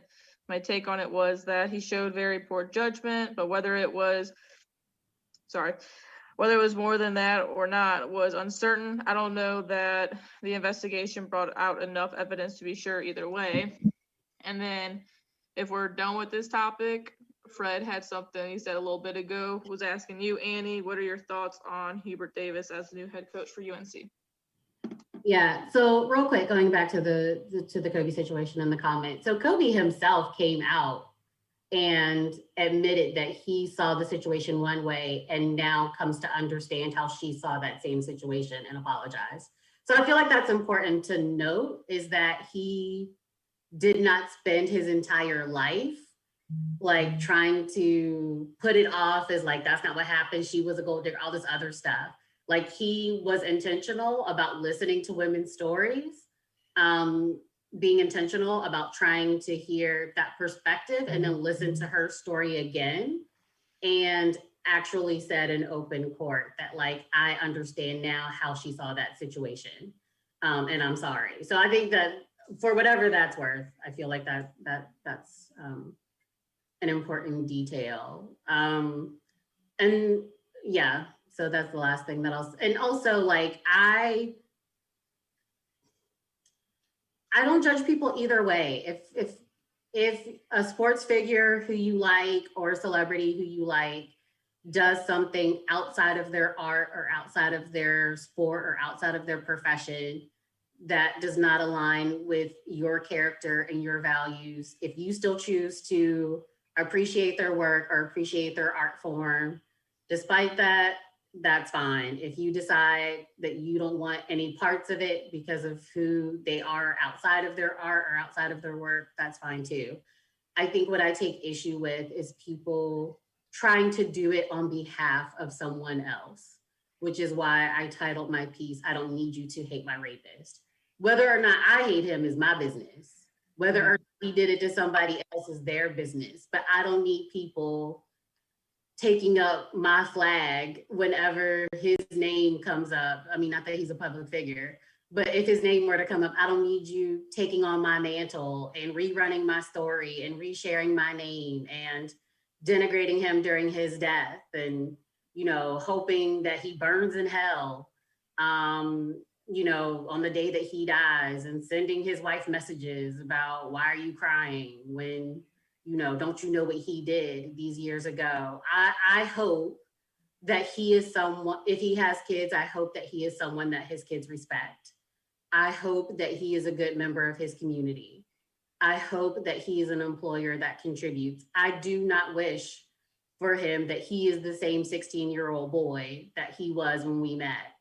I hope he is a different person. And I hope that when he dies, that he has left more good in the world than bad. And that people are able to appreciate the person that he became without always holding him to the person he was in a moment with me. Gotcha.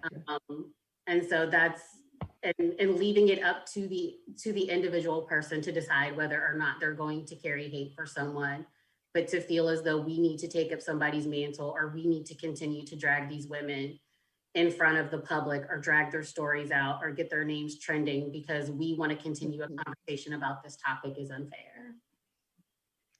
Again, we shall see. I agree. Oh, yeah, I can't hear my background. I have a little one making a lot of noise. Like, she likes to rumble and jump off the couch. Not jump off the couch, but rumble on the couch. So Awesome. She's going to be a wrestler. we shall see. Because just like Miss Cherita has influenced her daughter to be a big wrestling fan, basketball is my first love. So I'm going to influence her with basketball first. But we shall see. Guys, give them the opportunities. Okay, well then she's just practicing diving on the floor for a loose ball then.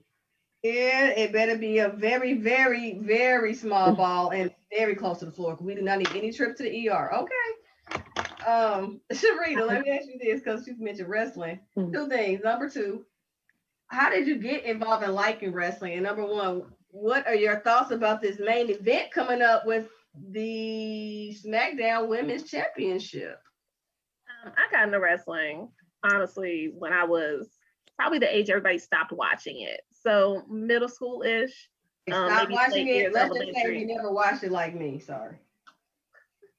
So, I mean, I watched it from then, and it's just one of those things that at this point, it's just nostalgia. Like, if anyone's seen, like, you know, General Hospital or Young and the Restless, like, you know, there's some of those characters that, like, you think they died, they came back. Like, this WrestleMania, Edge is wrestling. 14-year-old me is like, I never thought I'd see him again. And here he is, better than ever. So, I mean, it's one of those things that it does loop on repeat, but it's like a classic mixtape for me. Like, I'm going to keep watching it until I know all the people, all the moves, all the everything. It's just something I like. And my daughter was born a week before WrestleMania, so she didn't have a chance. Like, she really didn't have a chance. But as far as this main event, I'm kind of conflicted on it, to be honest with you. I love Sasha Banks. I love Bianca Belair. Bunny, you were there. My daughter dressed as, we both dressed as them for her birthday a couple weeks ago. I had the blue wig. My baby asked for it. It happened. But, you know, it's weird because they're saying it's historic because it's the first time two Black women have main evented WrestleMania. But to be honest, if Bianca Belair was in this by herself, it'd be historic because no Black superstar has ever main evented WrestleMania. You could argue that The Rock has. You could argue men and women's side? Or just women's side? Period. Oh. Like this is WrestleMania 37. I double checked the card of main events from 1 until this year, and not a single Black person has main evented WrestleMania unless you want to count The Rock. And I'm not discounting his heritage or his ethnicity, but Bianca Belair, both of her parents are African American. For her to be in this by herself, the match is historic because she is the first superstar who is Black that is main eventing. Now, mind you, it's still a little deceiving because WrestleMania is 2 nights now. It's on Saturday and it's on Sunday. Sunday's your main event, but I'll take it, you know, for what it is. Last year, 2 years ago, they made history by women in general main eventing. But this is a company that came from bra and panty matches when a woman walked in the ring. So considering they're letting them be athletic, they're letting them own their own personalities, the gimmick is more to the creative resolve of the people in general, including the women. I'm excited because 2 women are walking down the ring and they're not escorting another man down there. But to have watched this for as long, where Mark Henry was literally the world's strongest man, and that wasn't a gimmick, that wasn't fake. He literally was the world's strongest man, and he held that for a long time. And he's won very reputable championships in the company, never main evented WrestleMania. You've got Booker T, who's a 2-time Hall of Famer, who's a 5+ time champion, and he's never main evented WrestleMania. So it's almost like, you know, how do I word it? We waited so long for this that it's exciting that it's here, but she's not the first. They aren't the first African-American or descendants of African-Americans to be this good. There have been women who are better that could have had this a while ago, and there have been men who have established themselves very solid in their representation that should have had this a long time ago. So it's a long time coming, but I'm riding the coattail of Black Lives Matter. So is that why? Not being funny when I'm saying this. No, because I think if they were going to ride the coattails necessarily, they would have hyped it up a little bit more. What I've noticed in the commentary on any time either lady or both come out is they'll say the match is historic. You got to Google why. No one has said on air that this is historic because they're the first 2 Black women to fight. They made big conversation when it was Ronda Rousey, Becky Lynch, and Charlotte Flair on the first time women main evented WrestleMania. And they said it loud and proud as to why that was historic on any single time they referenced it. I watched it, and for weeks they kept saying how historic it was. And I honestly had to Google, like I had an idea as to why. And I was like, well, they're not maximizing the Blackness, so they would have made this happen in February. Like, you know, it's April. They could have really milked this if they wanted to. And they've even got Bobby Lashley, who's waited a long time, and he's honestly holding the 2nd most valuable belt, and he's got the first match of the night on Saturday. So it's just one of those things where if they're milking it, they should milk it equitably, because there's a lot of Black superstars that they could just throw on the card, call it a day, and say, you know, Black Lives Matter, we did it. But it's one of those things where it's overdue, and I won't minimize it by saying that. I will say it took too damn long, but here we are, and I'm gonna celebrate, and I'm gonna have my drink, and I'm gonna celebrate it. Okay. So how did you? Go ahead, Joe. I'm sorry. I don't know. First, I was just gonna say, love Sasha Banks. She was on The Mandalorian this past year. She was a badass. It was dope. I loved it.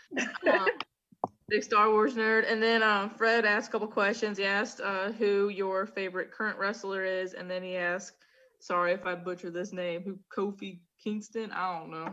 So Kofi Kingston.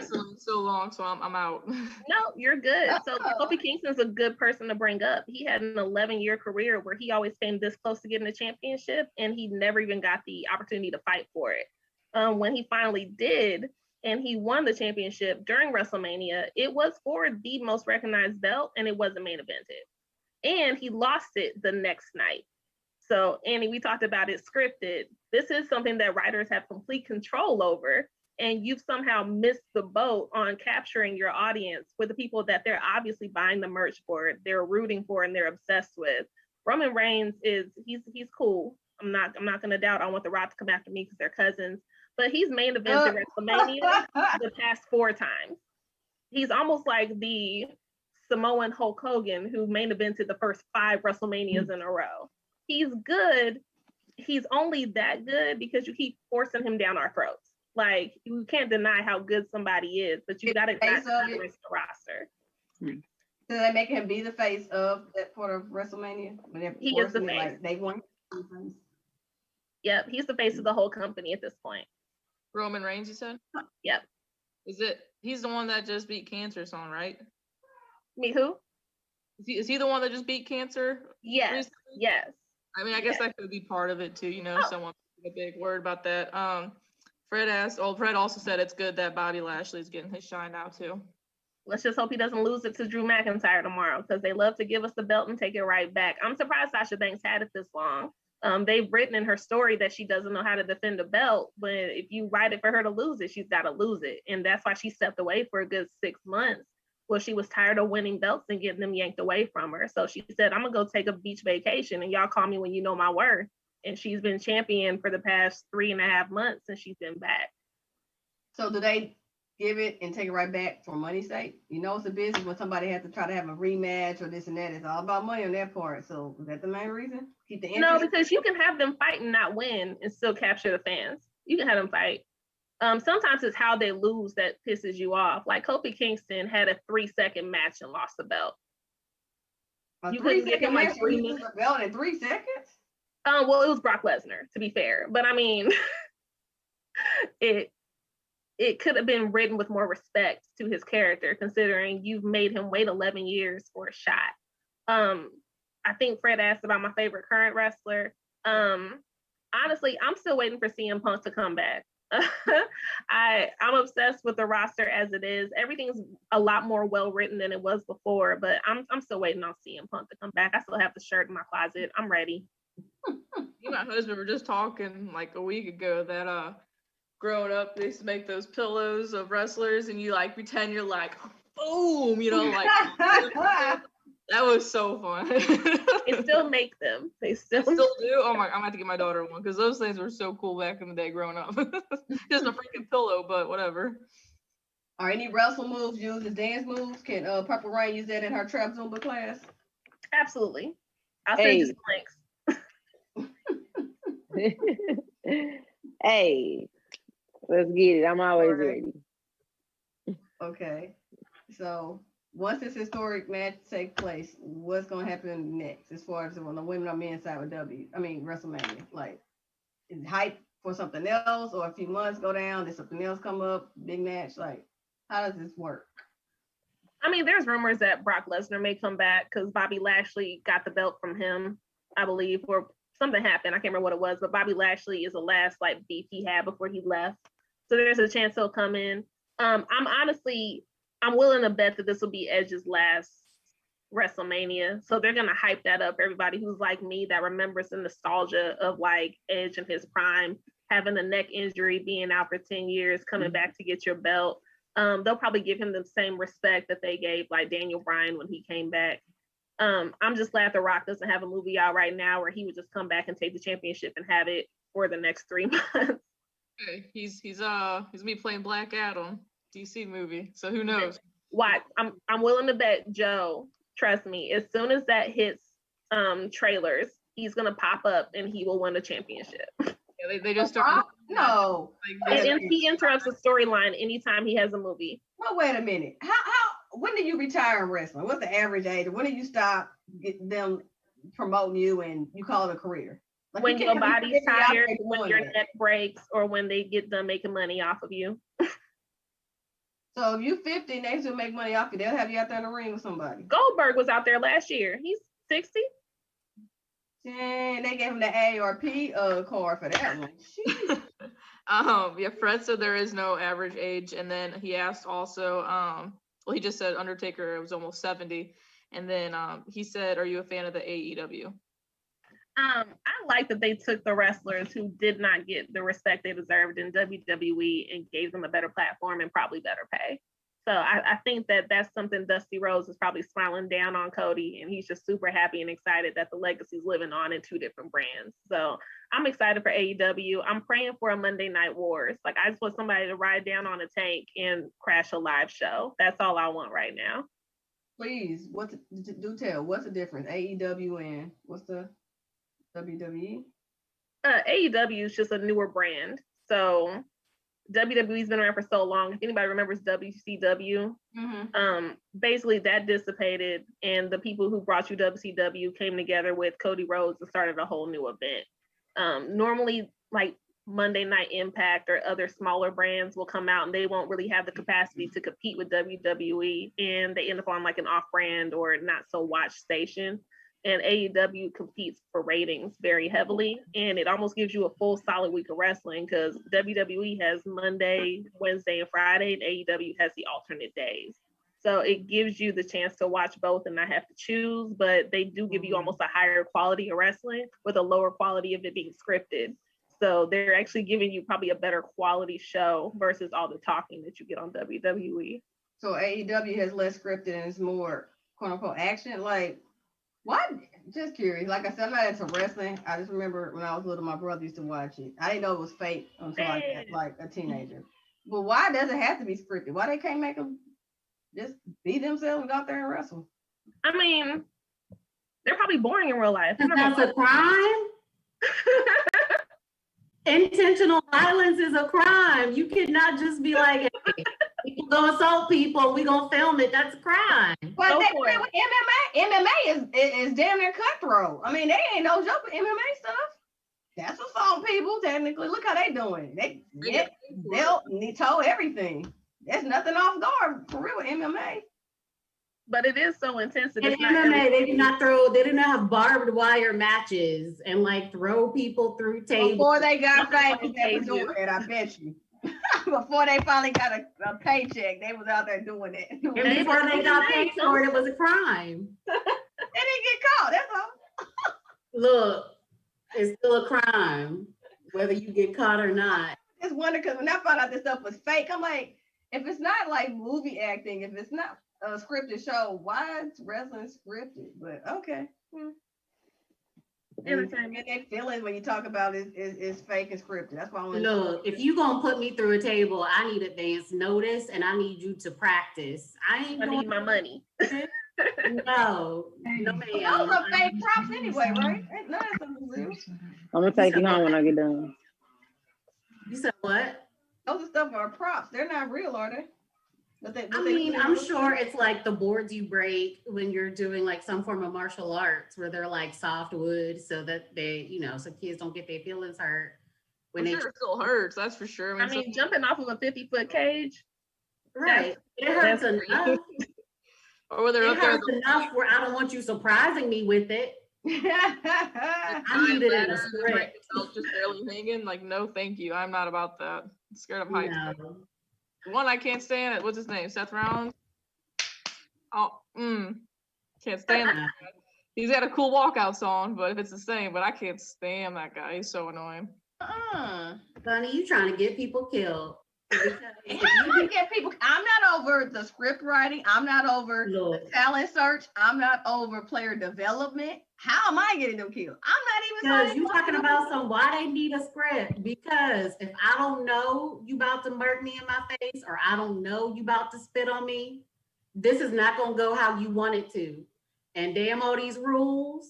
We now in Street Fighter mode. So I'm shanking. I'm coming for jugulars.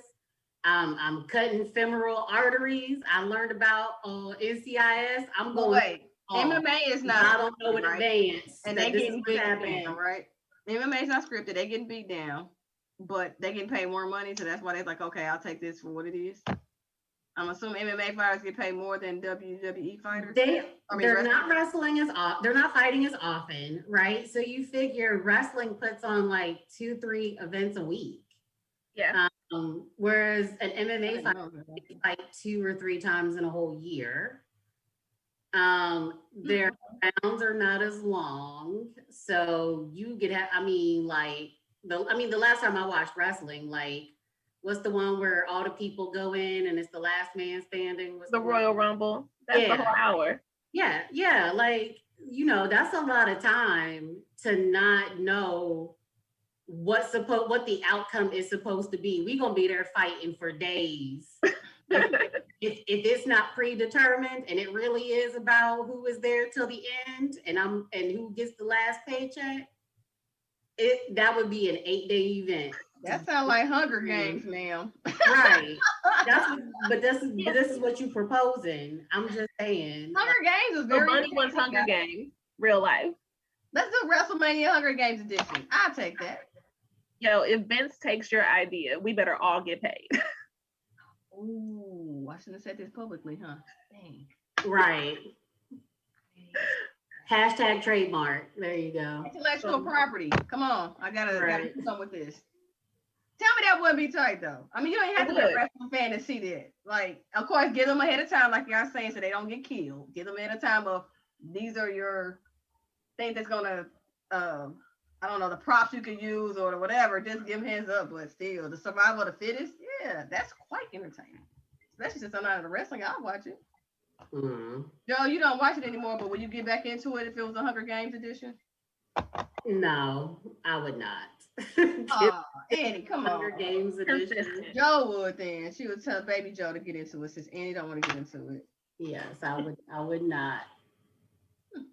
Oh, Annie, before the show does end though, Fred was Yeah. asking, still need your thoughts on Hubert Davis. Uh-oh. Why are you laughing? Oh my gosh, Annie. Oh man. That means it's good. You surprised? You happy? You sad? You like, oh, why they didn't do an external search? No, not at all. I'm not surprised. I mean, he was an assistant for Dean Smith before they brought Roy Williams back to coach. So in a sense, he's already been passed over once for the job. So I think it's fine that he gets it now. I thought that he would. It was evident over the last couple of years. You know, with Roy becoming increasingly sick or needing to leave games because of his vertigo and stuff, you would definitely see Davis doing more of the coaching and stuff on the sidelines. And so I feel like. How old is Williams? You said who? How old is Roy Williams? In his 70s. His early 70s. I commend him for lasting that long. Yeah, I mean, but I understand that he, I understand why he left. It wasn't just his health, but when Kessler said that he was going to transfer out, like that, you know, that was kind of like the last straw for Roy. And so I get it. You know, these players, you know, this is a different generation. So sometimes how they adapt or what they take in from some of the coaches that have winning records, they don't care.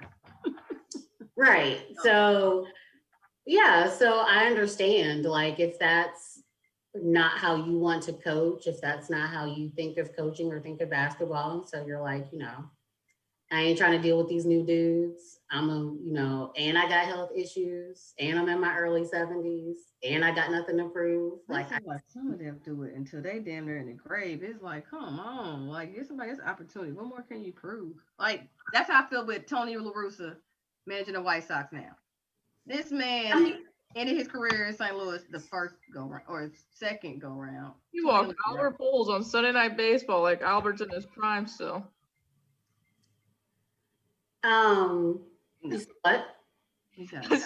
I just said Tony La Russa walked Albert Pujols on Sunday Night Baseball like he was still playing like he was in St. Louis. Albert Pujols could still do the damn thing, but he ain't Mike Trout. I mean, I am not. Because Tony La Russa's like 80. I'm what not trying to prove. What are you doing? You won World Series with two different organizations. You've proven, even if people didn't like you, you've done. Like, what are you doing? I don't think it's anything to prove. So one, I'm not an ageist. Octogenarians deserve jobs too. At the same time, like if that's been your whole life, quit and do what? He's quit already. This is not the first time he's quit and then got. But I know, but I'm sure he quit. I'm not knocking this because I'm going to age. I'm going to get older. It's going to be something I want to do. But I'm like, you know what? From my thought process, there's somebody else that can take the reins or I can teach and let them have their time to shine. Let them get it. I don't want to take away somebody's opportunity if I've already done it because the opportunities aren't that many, especially a Black person or a woman. Our opportunities when it comes to coaching and managing are not like everybody else's. So when I get one, I ain't giving it up because I look at for the next generation. How am I leaving this place? How am I leaving I've done a great thing here and I've built it up, whatever. I've got somebody in the reins because of course you want to have your backup plan. The next generation to be able to carry on what you helped establish. I'll consult. But let them have their time. That's all I'm saying. This is related to everyday world. People go through this everyday jobs when they're like, man, that person's good here. I'm not saying you just have to retire, but if you're in a position to where somebody else can do it and they can come up, and you've already been there, you can be a consultant, you can be this and that, but I'm just saying, why wait till you damn there can't do it anymore? Not saying Roy Williams did, but for people that are up there in age, like coaches that are in their 70s, Boeheim's another one. We know he's built a tradition. He's won a championship. Coach K. Mm-hmm. Again, it's I would want to be one of your subordinates because you telling me you just gonna give me the job for me. Who said give? I said you have somebody in the wings that you will hope that you can pass it on to, but you know who you go. We getting all together. They learning from you, so you want to do a good job. But I want to also give somebody an opportunity because I don't want them to be able to mess up an opportunity. They may not get it again. Like I said, in coaching and managing, we know it's over 300 D1 schools for basketball, football. And it's still not that many head coach positions like you think it is. The opportunity doesn't come off, especially when you're talking about a winning school. That's the big difference there too. Good for you. Good for you. That's a strategy that works for you. I would have people under me. I would develop them, and I would be like, as soon as a job comes open at another school, you should go apply for it. Because I ain't leaving this one till they roll me out in my coffin. So even if you thinking that, you know what, my health is okay, but I've been here for 40 years and I'm just gonna do it until let the young people me not relate anymore, but y'all gonna have to roll me out of here. Yep. Wow. So that means you don't think if you're not relating with your players, you're not relating to them, but you want to stay here because you've earned it, but you're not relating to them. Aren't they getting cheated? They're supposed to be learning from you. It doesn't matter. I mean, you're there because I'm not an ageist, so I'm not going to say that someone who's 80 can't relate to their players. I'm specifically talking because we were talking about Roy Wood. Well, right. And so when he realized, not that it wasn't that he couldn't relate to his players, it's just that he does not want to manage the sport and the way that things are opening up, which is fine. Okay. And so when that happened, then he left. But if that hadn't happened and he wanted to stay, I would have welcomed him back. I mean, I don't know, like, so even like meeting with my financial planner, like she's like, so when do you want to retire? So we need to know like how much you want to put away. And I'm like, when I drop dead, I don't ever plan on not working. Like I might not be doing this job, but sit home and do what? Like, no. So I don't think you have to. You have to put it together because you stop working and you're sitting doing nothing. Because people, like I said, consult, they volunteer, they do travel, and they're not just sitting doing nothing. But if what he loves to do, and if the school he loves is willing to continue to pay him millions of dollars to do the thing he wants to do most, why should he walk away from that? The thing about it is that, so I don't know what it is for everyone. I don't know what that thing is, but I know for me, something in my body knows when it would be time for the slam to start practice. Something in my body just kind of senses when it would be our first game. And like, it like hurts to not play. And it's just like, so, and I only played for 5 years.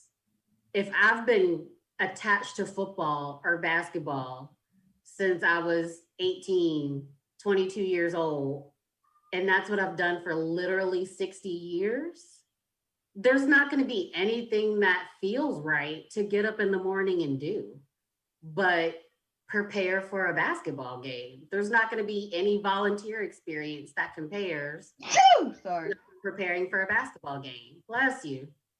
There's not going to be, I'm glad you survived it because we've been worried about your all program.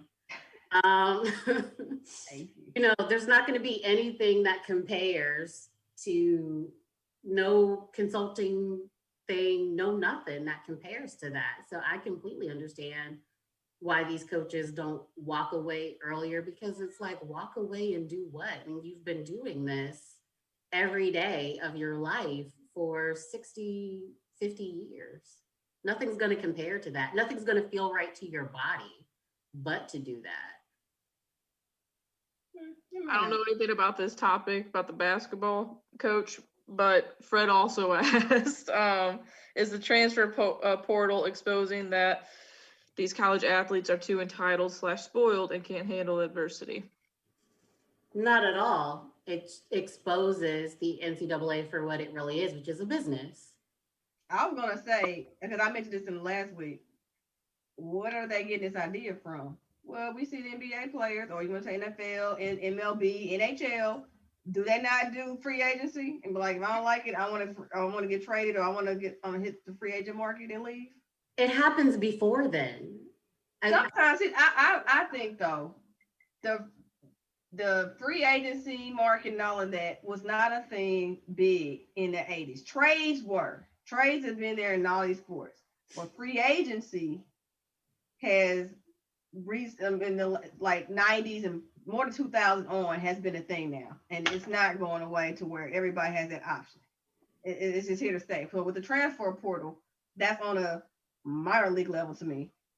But like what these adults are doing, why the students can't do it?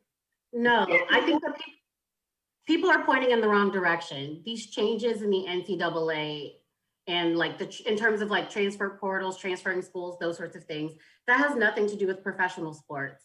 It has to do with high school and AAU sports.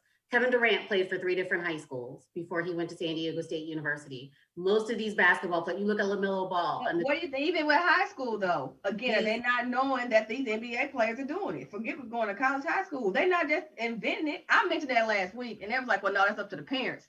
The parents and the kids are working together in high school like, hey, we're going to go and leave, we're going to transfer. It ain't just the parent. It's the student too, because it's them doing the work.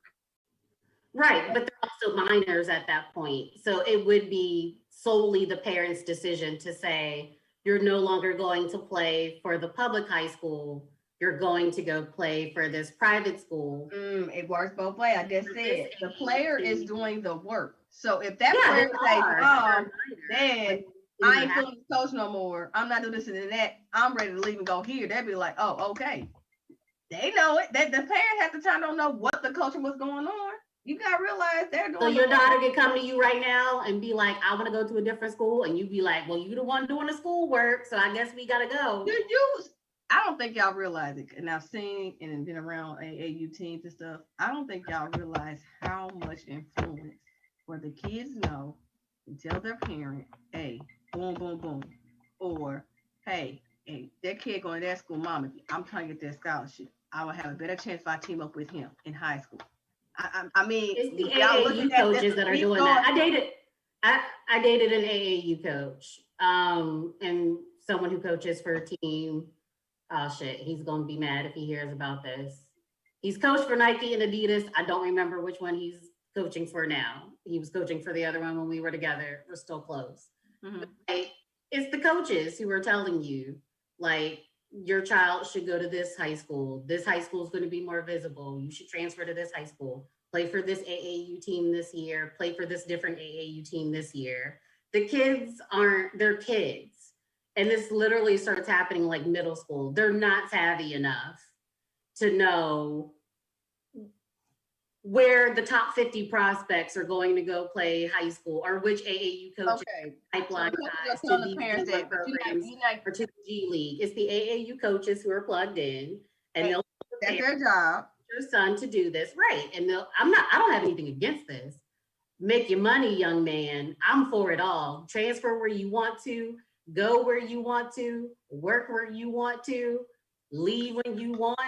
I'm for all of this. So I'm not saying this is a bad thing. I'm just saying whenever we have these conversations about the NCAA, that people are like, oh, look at James Harden forcing his way out of Houston. No, that's not what puts the idea in people's heads that they can move schools, is that they literally have not played for the same programs leading to college since they've been in middle school. Then they get to college, and now we have these expectations that you play in the same place for 4 years, when that is literally not what they have grown up with doing basketball. Same thing with football.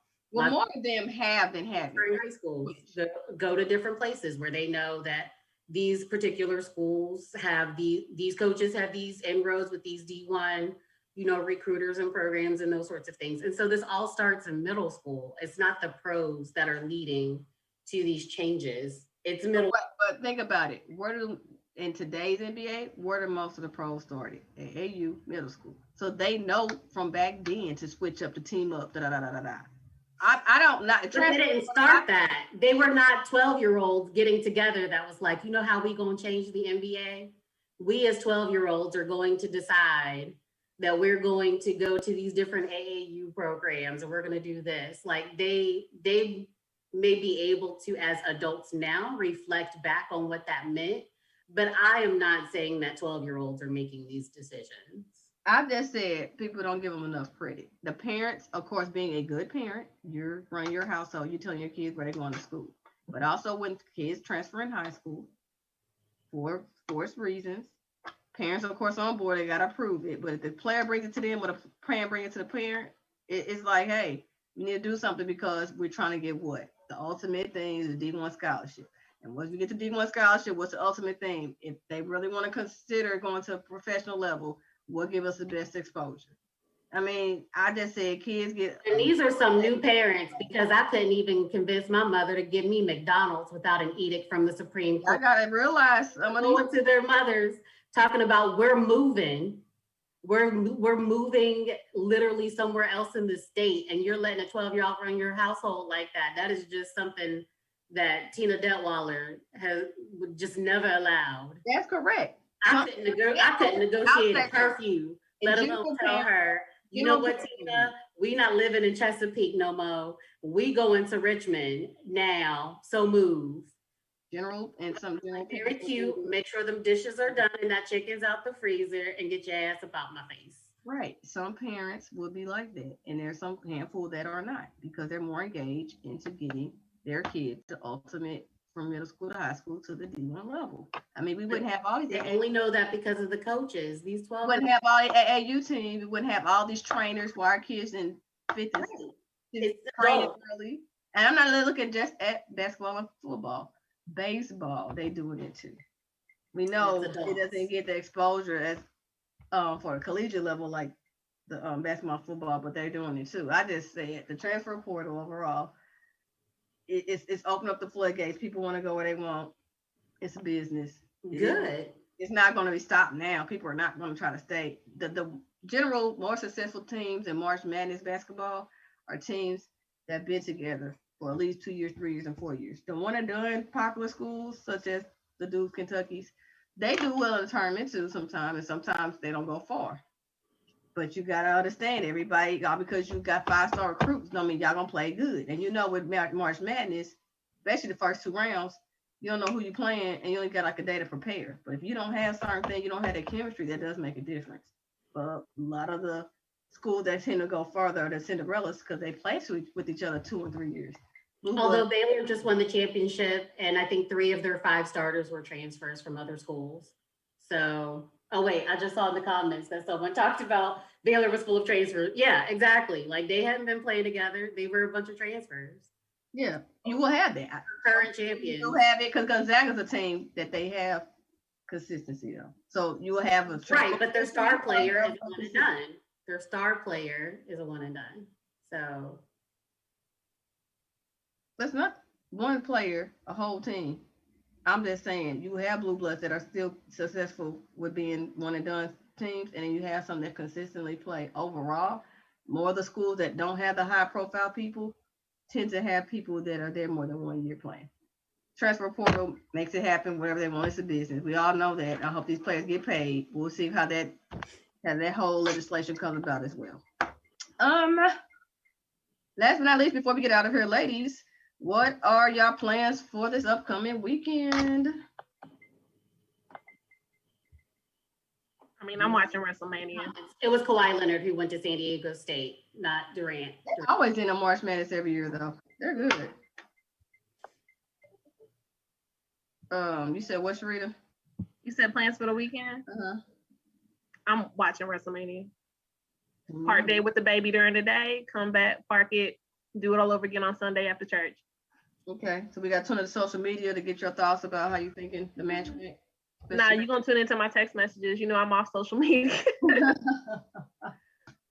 I'm on LinkedIn. That's all. I mind the social media that pays me opportunities. That's all I'm about right now.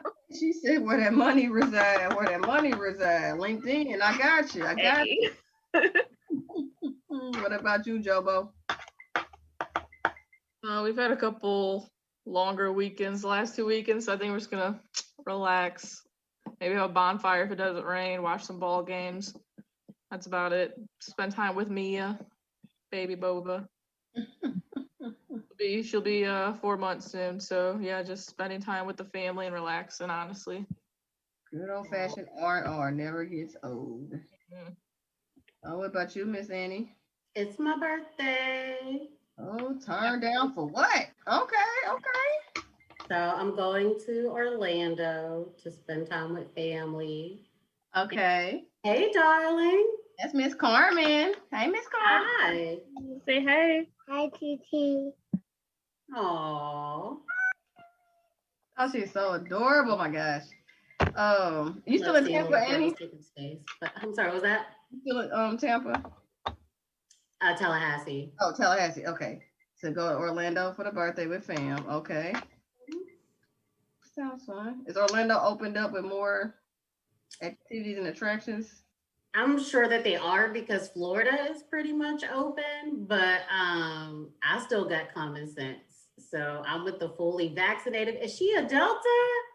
Here she is. Follow her mama. In her head. No choice. I love it. I love it, sweetheart. That's amazing. She got her own WrestleMania. That definitely gonna be tuned in. I love it. That's awesome. But yeah, I got sense. So I'm only with vaccinated, masked, still somewhat distanced people. I ain't going out. Sound like a plan. Well, oh, I'm sorry, you all. Purple Rain did not just fall off the face of the earth. Her phone died. I had a question for her, but we'll just have to save it for next time when she's available for ladies' night. As always, it was wonderful having all of y'all on here tonight. Good conversation, good engagements. Thank you for everyone for tuning in to the Platform Sports Talk Show and all those that left comments. Appreciate you. As Fred will tell me, this video will be archived, YouTube, Facebook.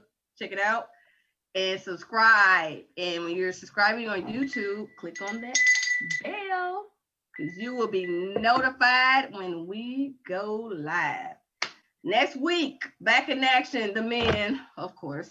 I don't know who our guest will be, but stay tuned. If you follow us on social media, you will see us promoting the show. Please share, tell everybody about it. We appreciate all of y'all for tuning in as always. And if anybody has any guests in mind that you would like to see on the show or even join us for ladies' night, slide in our DMs.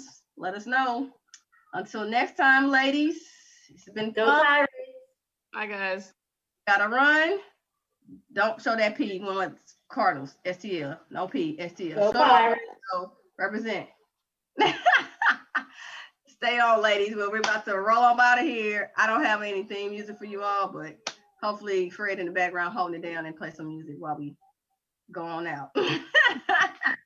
Thanks to everybody. Next Wednesday, 7 p.m. Central Time. Good night.